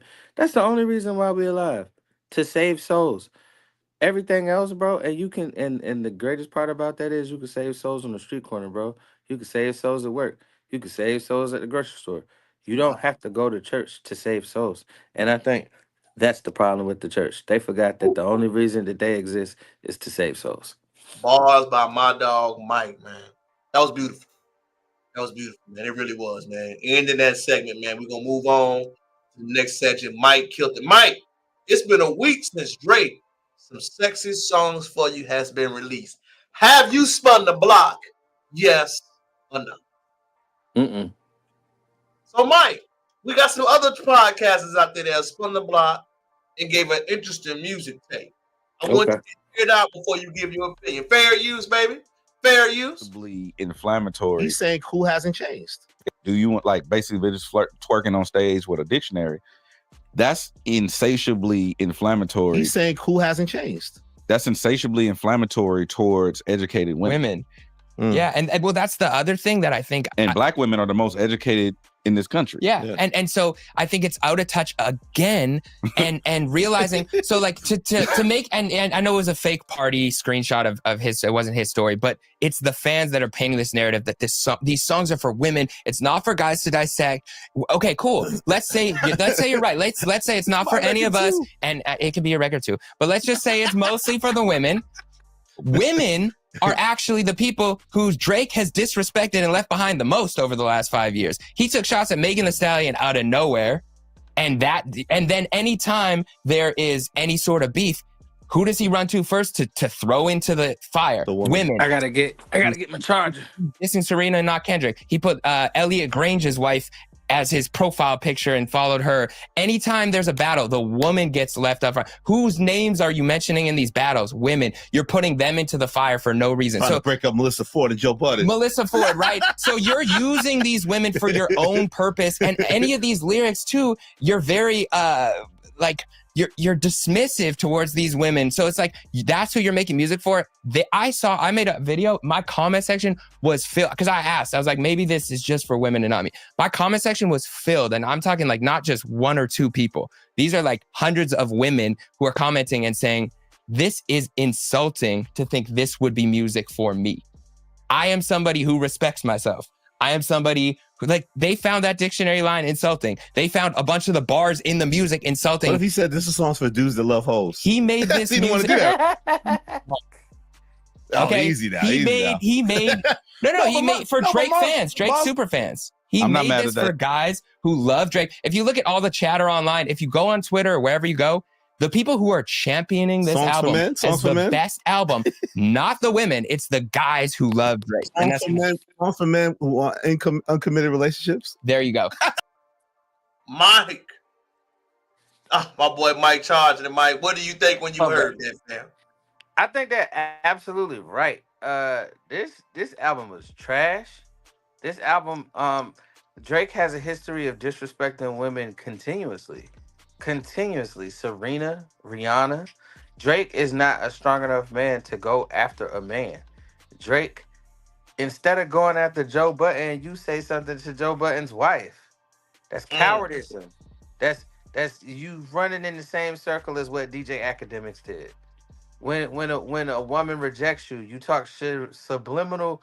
You do subliminal raps about them. That's some hoe shit, bro. That ain't no real nigga shit at all. That album was trash. I have not spun the block on the album. I have played the album 3 times because we were gonna do a dissection of it, and I can't get past 4 songs. Every time it's 4 songs and out. I just think it was sloppy. I say from an artistry standpoint, because I am a musician first, I feel like you should have always put your best foot forward, and you did not, and it shows. I feel like this is something that you and Party Next Door just threw together, but you out here, it's like, if I had any, if a nigga came at me as hard as Kendrick did, I can guarantee you, bro, I can 100%, 150% with every inkling in my body, that next album gonna be so fire. Kendrick who? That was I the agree with you 1,000%, fam. that was the job of the album. I think for me, Drake underestimates his longevity factor. He doesn't understand that he's on a decline, Mike. You may could have put a throwaway together a few years ago, but after a boxing match and you got knocked out, your next fight, you got to come full force. Not with an R&B joint, with a straight hip-hop album. But he may be hitting the Frank Ocean. He may be hitting the Frank Ocean. Frank Ocean, this may, now I have to give him credit if this is what it is, right? You trying to get out of a contract and you have contractual obligations to come up with said music, this may be your way of getting out of contract to produce said music. Now, Well, if Mike, the that's last what 4 it is, hours been flopping though. true. Now, if that's what it is, right? If that's what it is, kudos to you. Pull a Frank Ocean, get your money, right? And then come out with. But I like we said though, T. I just can't see you coming from a sparring match and you playing some trash, bro. You gotta. If you knew it was trash, which I know you did, you should have been like, yeah, nah, we can't do this. You on tour, and I've been on tour. You know, I've been on tour with artists. I work for a label. I used to be the engineer on the bus for certain artists. Why they on the bus? Why ain't you just hit the studio on the bus? Everybody got one. Everybody that's somebody got a studio on the bus. What? Hit the studio on the bus. Come out with some fire shit. I think he uninspired, Mike. He doesn't have any. You could tell he doesn't write his own music. You could tell he doesn't do his own artistry. You could tell because his last 4 albums have not been good. Bro, For my dogs, Mike, CLB, all of it's been trash. And what happened is that Kendrick took the magic sauce away.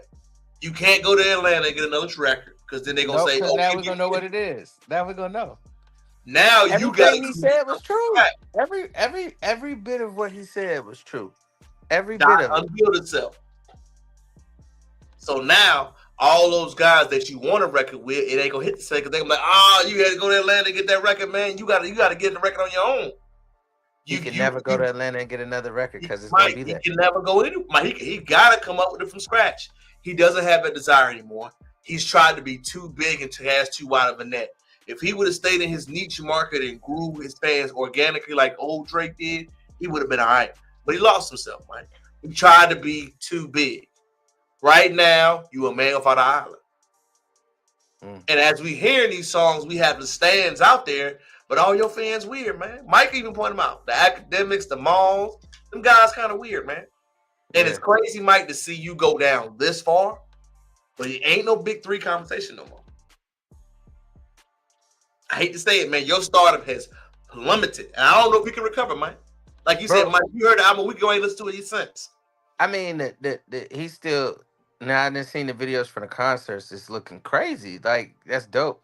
But you gonna be a Wayne and can't perform no new shit. And Mike, you can still perform your own songs. Any artist that had hit records can perform and go on tour. But you going on tour in Australia? Can you go in America? Yeah, you down under. That's a little different. It's a little. You know what I'm saying, Mike? You can go to Europe, but can you really sell Atlanta now? It's a little different. Can you sell out? Can you sell out the 757 now? No. That's the truth. I ain't going to the Scope or the Coliseum to see it. You ain't going, Mike. A lot of people ain't going now.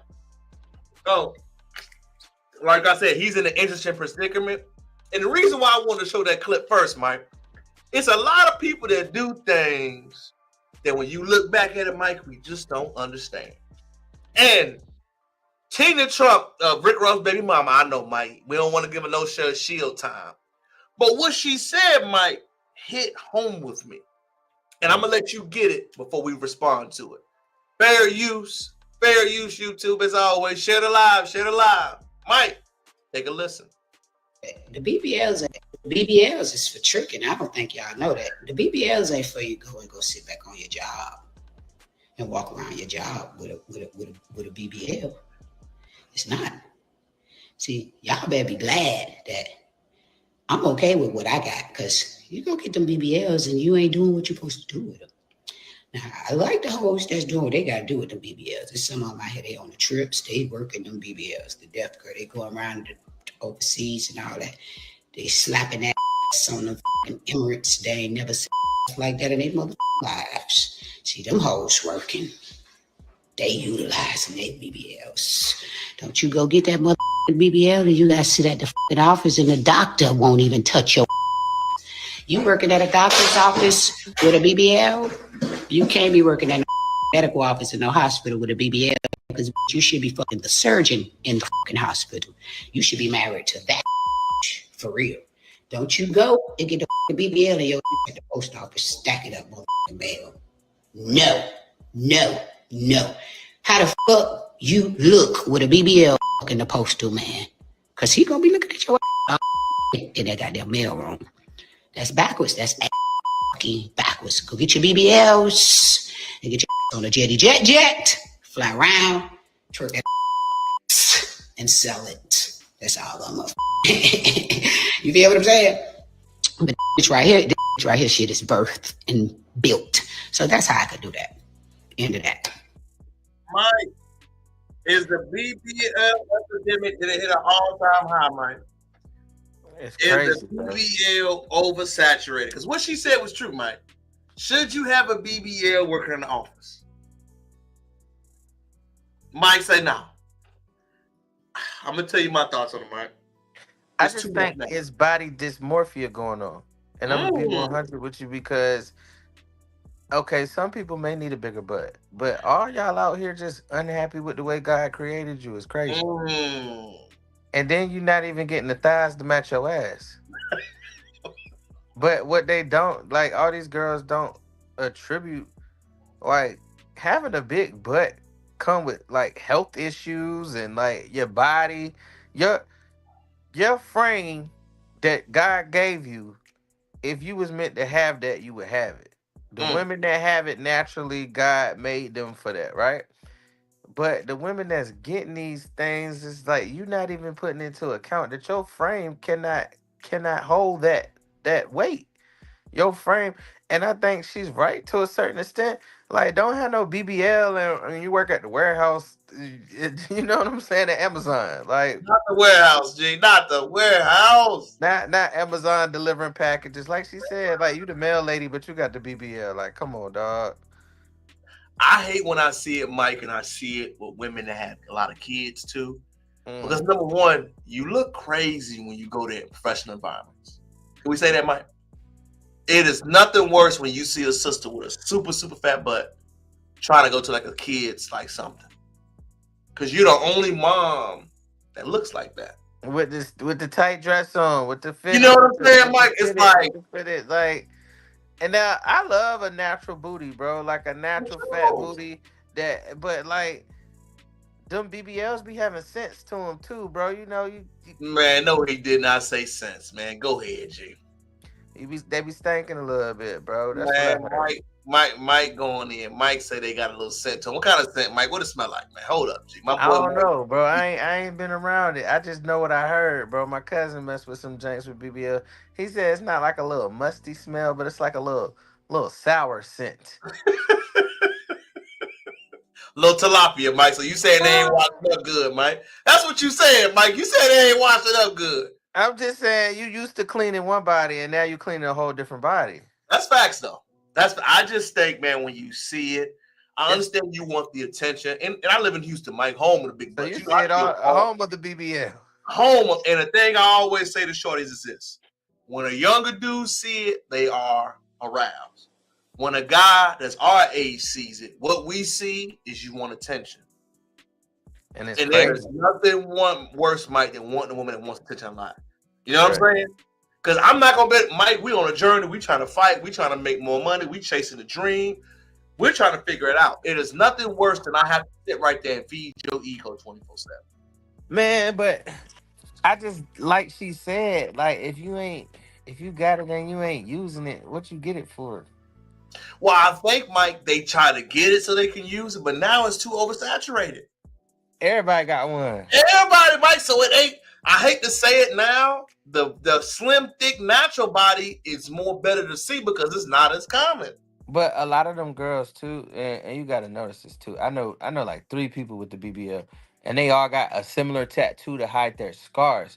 They all got like the little flower tattoo going around their waist and their bikini line. Like you know, like bro, you putting your body, like first of all, you putting your body through some strenuous stuff. You can't even sit on your ass. You gotta sit on a little donut. When you come home, you gotta lay down all the time. Like you bleeding and you're draining. For what? Just so somebody could be like, God damn, that's a fat ass. It's a lot to maintain. And the maintenance, Mike, you got to maintain it. You got to stay in fitness shape. You can't eat certain foods. It's a lifelong commitment, right? Like I said, Mike, for the male gaze, for the male stare to be sought after is a big thing, which I get it, Mike. But if you want attention that badly, as a man, we notice that. And if you want attention and you need it that badly, that's a red flag. I'm not going to give it to you all the time. You got to think about it, bro. If you want attention that bad, it's a mental issue. Well, the reason why we know it's that bad, Mike, because the one thing we starting to learn, shorty's telling on themselves, Mike. And I don't know if you know what I mean by it. They telling themselves, Mike. Remember how we used to hear all the time back in the day, Mike? The DMs was popping. Shorty's are openly speaking now, Mike. Them DMs ain't popping. Mike, you ready to hear why? I'm ready. In them DMs, and the girls who making these posts showing screenshots of their DMs, they know good and well ain't no options in them DMs, right? They only use that as like a rebuttal. That's all that is. That's just a rebuttal, or like just for argument's sake when they trying to prove a point of, you know, them being able to get men. That's all it is, right? But they know deep down in their heart that there's nothing in them DMs. There's nothing in them DMs that actually want them, and there's nothing in them DMs that they actually want. Because you know why? Because if it was, they'd be entertaining it. But they not. You know why? Because half of the dudes in the DMs are ugly. Half of the dudes in the DM are corny. Half of the dudes in the DM, they done went to the page and seen something on their page that they didn't like. There's nothing in there, right? And then not to mention that majority of the girls who doing this kind of stuff post half-naked pictures online, twerk, and post a bunch of sexual provocative stuff. So there's actually nobody in them DMs who want to actually take her serious. And so there are no options. I know good and well ain't no options in my DMs. That's why I don't even go in there. I don't know what because I just know that the man that I'm supposed to be with would never DM me. Like I would never talk to them through a messenger. I don't want to meet nobody from online. You know why? Because when people see you online, they put these expectations in their mind about you, and you really don't have control over what fantasy they done made up in their head about you. But don't do that with me. Don't do that with me. I'd rather you meet me in person. And if you like me in person, you like me in person. But don't set no expectations of what you want me to be like in real life when you meet me. And because I'm gonna let you down probably. I'm gonna probably let you down. Whatever expectation you set for me, I'm gonna let you down. So that's the reason why I ain't even gonna waste your time. Don't like me from social media. Mike, the DM myth has been burst. Mike, do you slide? Have you ever slid? I tell the truth, maybe like once or twice back in the day. But I've always been. And that's like for real, bro. Like I am more of a meet you out in person. I am not shy. Those who know me know I will shoot my shot. Nigga, shooters gonna shoot. And I'm not somebody that's gonna shoot in the DMs, bro. I'm more somebody, I see you on the street, I'm gonna holler at you. Like, I will talk to you. I'm a very great conversationalist. But I always thought the DM shit was kind of corny, bro. Now, the only way the DM shit makes sense is if you do not have the opportunity to see this person in public, right? But how far do you actually get in the DMs? That's a fact. And niggas be saying corny shit, bro. Like I think niggas that use the DMs to talk to somebody all the time is somebody that's always been trying to holler at you, and like they still trying to holler at you, and they just don't understand that you are not fucking with them. Like, you know what I'm saying? I ain't never known no nigga that pulled a shorty in the DMs ever. Like, I don't have any friends that bag the joint off the DM post. I think the DM post is an attention thing. Number one, bro, if you don't catch nobody in person, you still got to connect in person at the end of the day. Like Mike said, true. You got to connect. You got to see them in person. You got to talk. You got to do all of the above. DM is an introduction. You can have a nice introduction, Mike, but you still got to connect, form, get your bonds going. It got to happen. So if the introduction is nice, Mike, but you whack in person and you don't close the deal, what you do that for? Correct. So, and it's thirsty as hell. Cause think about how many, especially if she's a beautiful woman. Think about how many men. Hey, beautiful. Hey, gorgeous. Oh, you pretty. What you doing? Mike, can I say something? You better stop lying to me, acting like you the only dude that you responded to in a DM. Exactly. Why you lying? We know you responding. We know you chatting. When you was younger, Mike, I only responded to you. You might believe it. Now, Mike, stop the cap. You was looking for the highest dude that applied the most pressure. That's what that is. So guys gotta know the game. Most guys don't know the game, Mike. They don't know the game of, man, it's a numbers game. So when you hear a straight say, I got DMs flooded, that ain't no commitment. Not at all. DM is the low-hanging fruit, no effort, no energy being produced. So when they say, shorties are exposing it, Mike. Remember back in the day, that was a comeback for us, Mike. I got my DMs flooded. Flooded with what? Prosperity. Flooded by who? Does he have a job? Right. Does he have a car, Mike? Nigga, I ain't got time Does he to have a write degree? you. I ain't Let's go got ahead time to and write down. you in your DM, bro. I'm gonna pull up on you, gang. Hey, Well- let's go for this date. Let's have this coffee. What like you said, bro? Like what? Hey, how you doing? It's a million of those. It's a million of hey beautiful. It's a million of damn you fine. It's a million of what you doing. Like, bro, you're lame, bro. Number one, Mike, I'm gonna tell you something right now. The dudes that have time of doing that ain't doing nothing. Yeah. If you got time to flood, Mike, be romantic, do this, talk through DM, come, Mike, do you have the time to do that? I ain't got the time to do that. Bro, I want to be real with you too. Like, we gotta stop this simp ass shit too. Like, if you a nigga that's been hollering at a chick for years and she ain't gave you the time of day, stop it, bro. Just stop it. Like, it's just stop it. And if you a dude that's like telling somebody you miss them and you know, like, and you ain't never had them in person or never had them as anything other than a friend, stop it, bro. It's corny. I agree with you, Mike. When it comes to confidence and self-esteem, Mike, if you ain't got no confidence and self-esteem, you deal with anything. It's corny and you a lame. Like, hey, bro, if she ain't talked to you and it's been since 1999, stop it, bro. Stop Mike's been on business since 99. Mike staying since 99. Bro, I'm just tired of the foolishness, bro. Like, you been hollering at a motherfucker for years and the motherfucker ain't never gave you a chance. Stop it. You telling the truth. In 2025, stop it, bro. You ultimately telling the truth. But that's a confidence thing, Mike. If Buddy ain't got confidence, you more likely to deal with stuff you never should have dealt with. That's the main issue, Mike. If you ain't got no confidence, if you ain't got no ability to say no, if you ain't got no self-esteem, if you don't have anything going on, you will tolerate more than what you should. That's the main thing guys gotta understand. Until you establish yourself, until you love yourself, until you figure out what you got going on, you will not tolerate certain behavior, Mike. But if you don't, you're gonna tolerate and deal with anything. That's what it comes down to, Mike. So Bro, if you I'm want just to deal with saying, these niggas anything, is corny, bro. you ain't lying. But remember, corny. if you a guy, it is on your shoulders ultimately. Remember that, corny. Mike? Am I lying? Ultimately, as a man, you gotta have the ability to walk away and say, "Yeah, I ain't dealing with that guy." And the reason why that goes to our next topic, Mike. When it's over, fellas, it's over. Ain't no point in getting mad at the guy. Ain't no point in getting mad at me or Mike. She made a decision. It's over. Mike, fair use. Fair use. Fair use. Hey, yo, Steve. Yes, sir. Yeah, you've been fucking my wife, bro. Damn. What you gotta say for yourself? That's corny too. I'm sorry. You're sorry? You fucking knew she was married. You're not a fucking idiot, man. You're fucking Steve Smith Sr.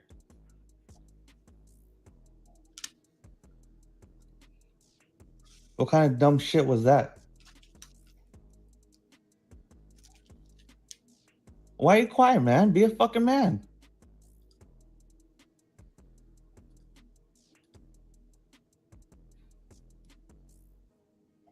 Why is he still on the phone? Steve.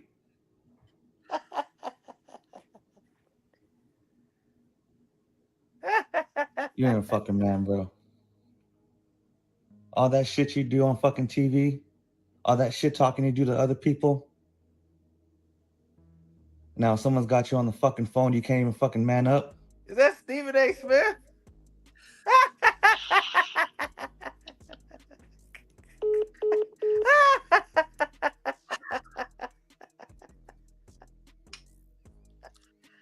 As a man, Mike, why are you calling another man?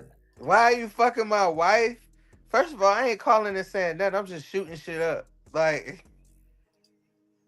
Mike, I don't know, bro. I thought that was kind of and corny. it gets worse, Mike.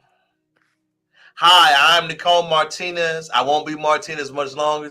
You see, I've been cheating on my husband, and I have been going through some very famous Steve Smith series piece for reference. I hit him on a 3, but it's been fixed. My husband brought me a house. He's still by my side as I was arrested twice for domestic violence, and I can repay him with my son. Messages here, Steve. Here's the kind of revealing message that you were saying. Baltimore Ravens, I am pleasure to have you my team band. I've been violated, team policies, and team legacy. Me and Steve have been sleeping together. Mike, when it's over, it's over. Why you get mad at Steve Smith, bro? That nigga called Stephen A. Smith and said, "Why you fucking my wife?" And that nigga said, "I'm sorry." What did they want him to say? Bro, we gotta start doing things that make us look like simps, bro. If you gonna be that nigga, pull up on Stephen A. Smith right after the show and beat his ass. My thing is this, Mike. Why you don't get mad at Steve Smith when a woman let it happen? Nigga, that nigga Stephen A. Smith said, "I'm sorry," and stayed on the phone for some seconds. I would have never answered the phone, nigga. What was he supposed to say, Mike? Why did you call this nigga and say, "Why are you fucking my wife, bro"? But he called him from the wife's phone, if you don't remember. The wife called him from his phone.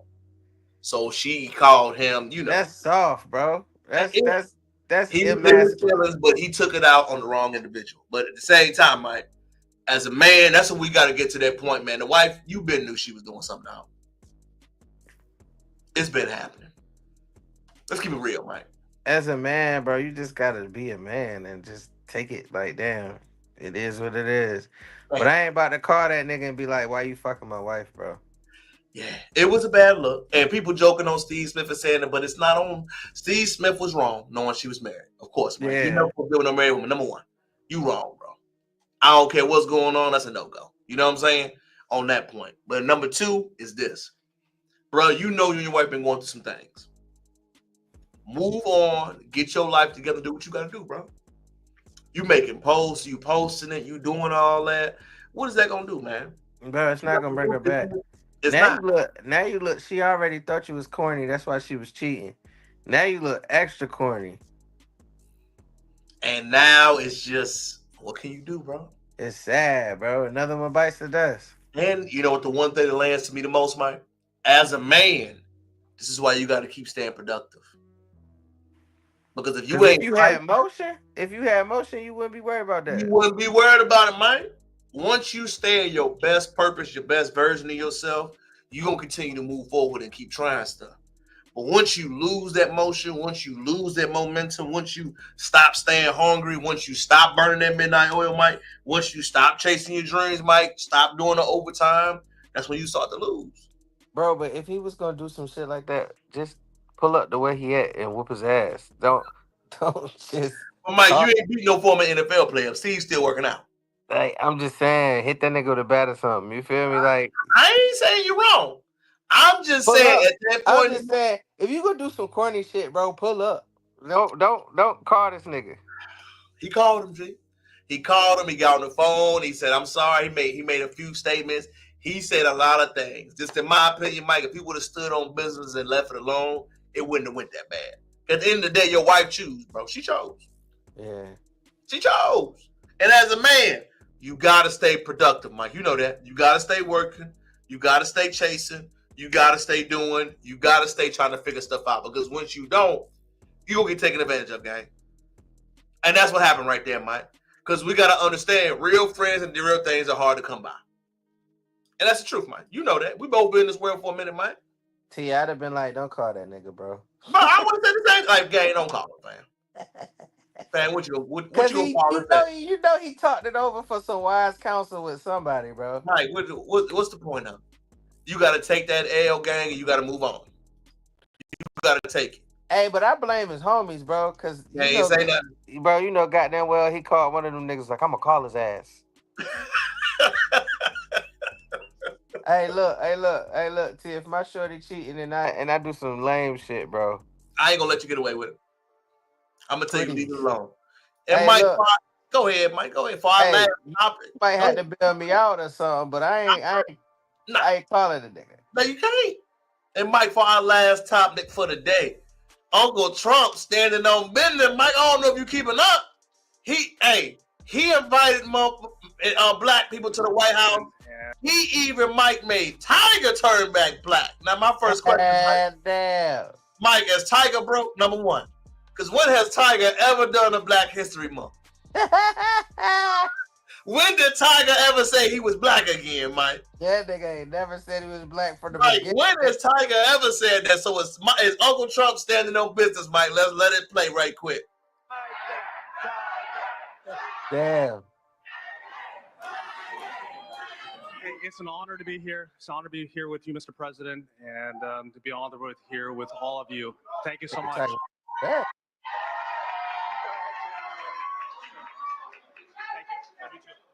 For a Black History Month Thanks, stuff, there's Tiger. a lot of white hands. Mike, Tiger must be going broke, Mike, because he got him up there, Mike. And let's not forget, Kodak, he did free Yak, so I can't be mad at it, Mike. He a free Yak and got shit. So like, imagine a world if all of us was just one color. If all of us was just blue or green. Oh, if everybody was smart, you gotta have some dumb people. Oh, what if everybody was rich? Who's gonna take the trash out?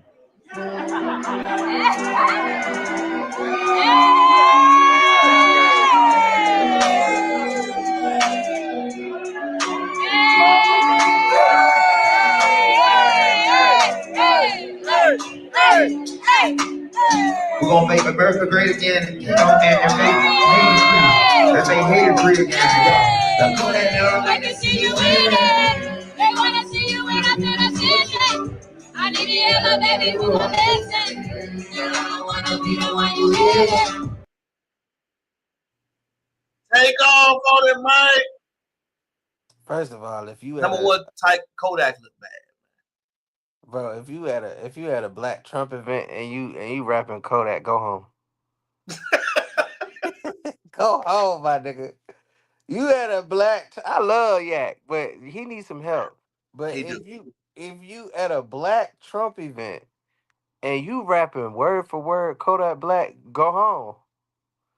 We don't want you here. Number one, my main thing is Mike, your Yak look bad, bro. Yak been looking bad, bro. Since he been partying, he been looking bad, bro. We gotta get. I don't know what's good. If the fentanyl got it, if the skeet got it, I don't know what it is, Mike. The hair, he looks skinny. He don't look like he bathing. He don't Yak looking bad. Bro, I don't know what's going on. Bro, Yak had to do that concert though. He freed the guys. I'm with Trump said free the guys. You know that. Trump got in there on the first day of legislation. And this is why I say people get mad when I say this, Mike. He hurt Obama's legacy the most. Trump got in there day one and said, you know what, y'all? Free the guys. Everybody January 6th, I don't care what you did, free them. Right. Put the red hat on, Mike. Free the guys. Party, cuz. That's the highest form of come on, Mike. Mike, he said that day one. So you gotta respect it. He stood on business for his people, said, I'm sending y'all home. He ain't say I'm sending the black folks home like that's been out here doing their thing. He ain't saying I'm sending the other black people here that ain't been going through their thing. And then Mike, he said what I said, and he stood on business with it. Bro, it's just crazy because we've had so many presidents that be like, oh, well, I can't do that. Oh, well, my hands are tied there. Mike, oh, I can't do this. I say it again, Mike, he hurting their legacies. Trump is doing one thing. He's exposing. Bro, he don't give a fuck what I say this. If he say it, he do it. That nigga is doing it. And you gotta respect it. Love it, hate it, dislike it, or not, Mike, man. And my dog, man, last and closing thoughts, Mike, before you get up out of here. Tell the people what you got going on this week. Tell them about the notice. Where can they meet you at? Do your thing, big dog. I'm gonna go ahead and find me on you can find me on Instagram and Mikey McCall on Facebook. But I will leave you with this. You need to understand, and I say this every podcast, you need to understand if your name is in all capital letters, that is your straw man, that is your representative, that is your corporation. Please go to the common law library, go to thecommonlaw.com and look up your common law rights, because one thing for sure, two things for certain, America is not a country, it's a business. And once you understand that America operates on business laws and maritime laws, then you understand that your representative is being held accountable, not you as the person. So get back to you as the person.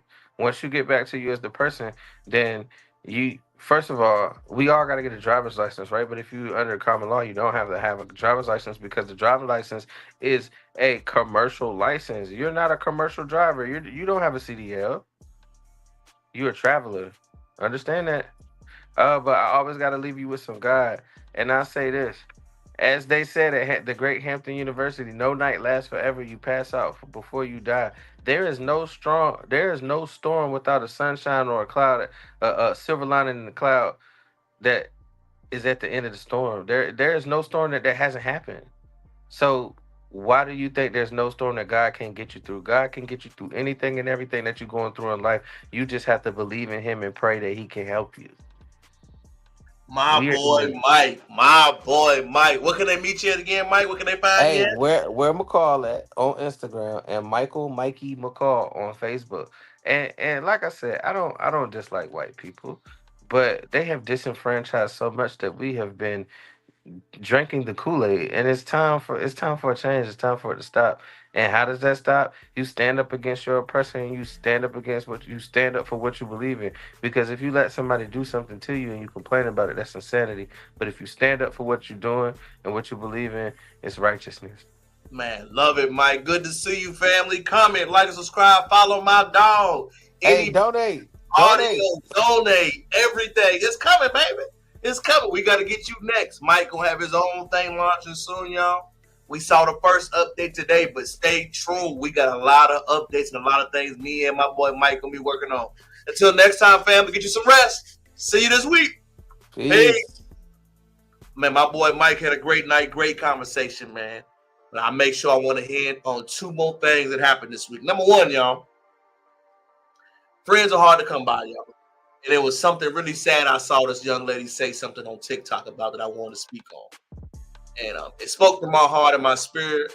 So I kind of want to chime into it before I let it play. So I want y'all to see it first. Making this video because I'm one of them girls that had a large dinner and none of her friends showed up. I can't believe I'm one of them. I had to hurry up and come to the bathroom and like cry really quick. And my mom like rushed and came to the bathroom because she knows her daughter. She knows when I'm upset, and I just start bawling, crying. And you know she's pissed. Like, F them, they're not your friends, whatever. But it's just like, I know I needed this because it's like I show up for people, go out my way so much. And God, I did ask God for a sign, and this was it. This sign was it. I'm not gonna let this ruin my birthday, but now I just know how to move with people, and I am done. Like, I'm done. There's no way I should be going to my 30th birthday with nobody showing up. And it's no big excuse on why people are not showing up for me. But y'all basically telling me without telling me. And I thank you. But happy birthday to me. You know, I noticed a lot, especially with women, y'all, it's really hard for y'all to make friends. And I use even me as a perfect example as dealing, you know, my lady with me every day. She's such a great person, but it's hard to make friends. Number one thing I got to understand is in the real world, y'all, your tribe and your friendships are truly remarkable to have. Anybody that you got that call and check on you, that love you as a woman, be appreciative of it. And as a woman, I want you to understand, the best friend you will ever have in life, I know we hear the movement out here saying negative things, is your man. That is somebody that's going to have your back thick and thin, good and bad, left or right, toxic or good. Your spousal relationship is the best friendship you will ever truly have. Truth. I see so many times when women always say men don't have great relationships. We do. Me as a great example, I may not be the greatest friend, but anytime I have something going on, I'll have plenty of dogs that come and show up and show support. Men make friends the easiest because we understand how difficult it is to be a man. We understand the pressure, the requirements, the things that come with it. Women do not have to uphold the same standards or words requirements. So y'all can flake on each other. Y'all can say I'm coming and not show up. You could tell somebody I'm going to be there an hour before the event. You say you're not going to be there, and it's completely normal. I see my lady. I'm telling you, man, I see it all the time. She's in the mental health community. It's such a different world than how men are. But with that being said, I want you to understand this. Find your person. Push relationships. Find the person that's going to love you, that's going to be there for you regardless.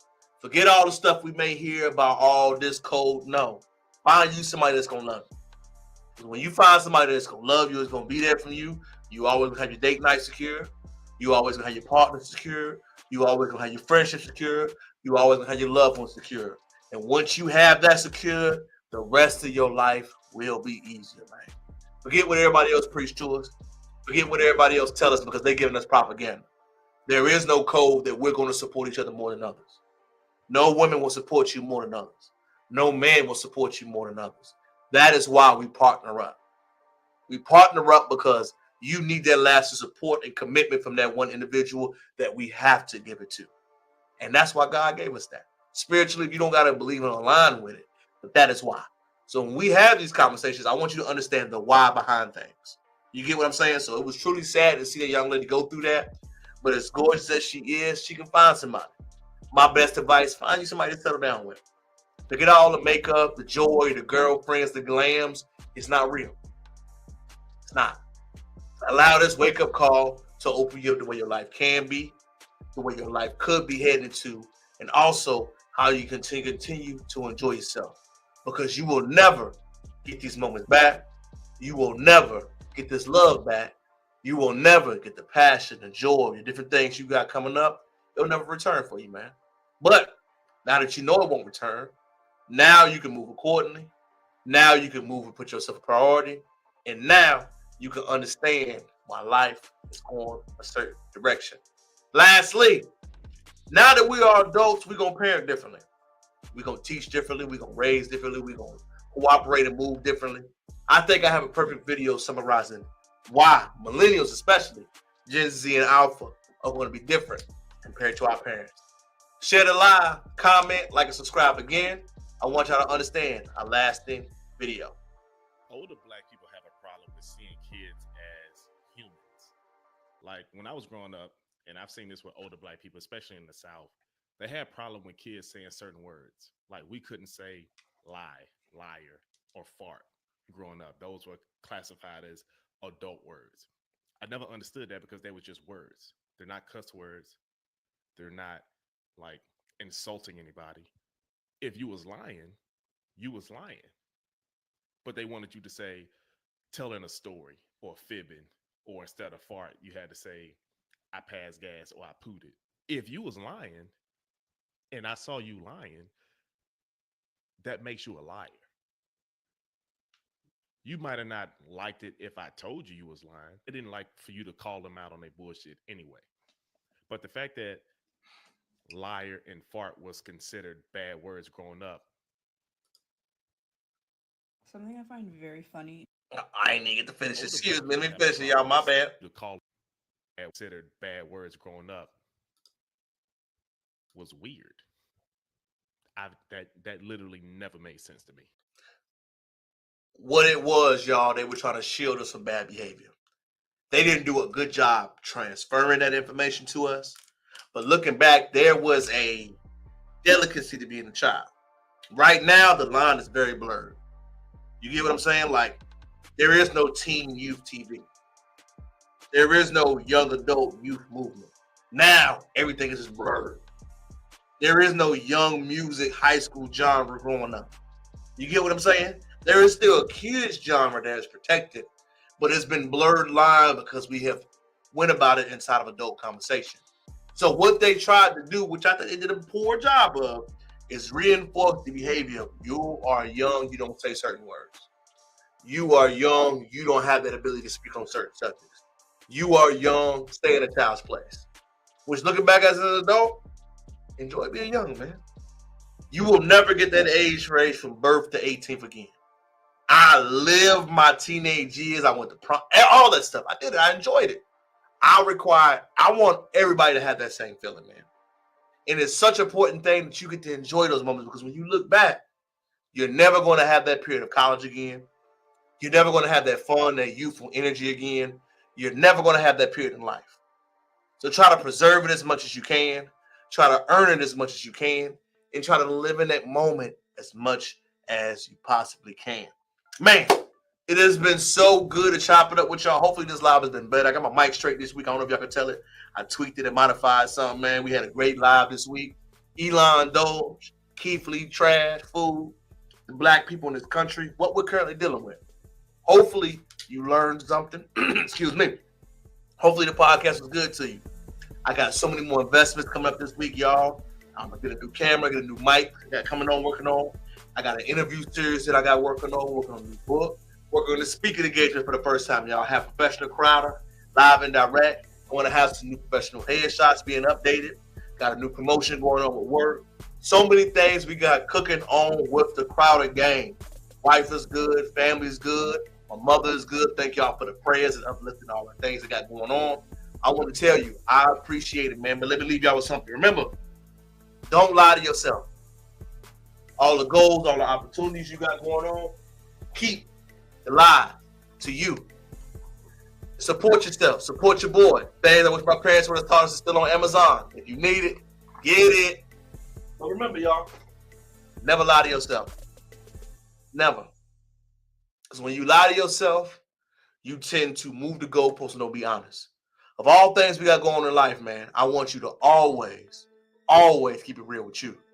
Because when you keep it real with you, you move on and you tend to be happy. This week, talk to your family members. This week, check in, have fun. This week, text everybody. Tell people you love them. This week, make sure you spend time with yourself. If you didn't know, Crowder Gang, we are almost 2 months into 2025, man. The year goes by quick. But we still got things we can accomplish. What have you accomplished? What have you gotten done? Have you lived up to your expectations? If not, book a session with your boy. Talk to me. We can break down and chop it up and see what things need to be done in the future. I'm so excited to see you, spend time with you, have a great moment, great love, great energy. Looking forward to what the future beholds, baby. I'm so excited. Until next time, it's your boy, King Crowder. Checking back in again, man. Hopefully enjoy your friends, your family, and your legacy. Until next time, it's your boy. Checking out.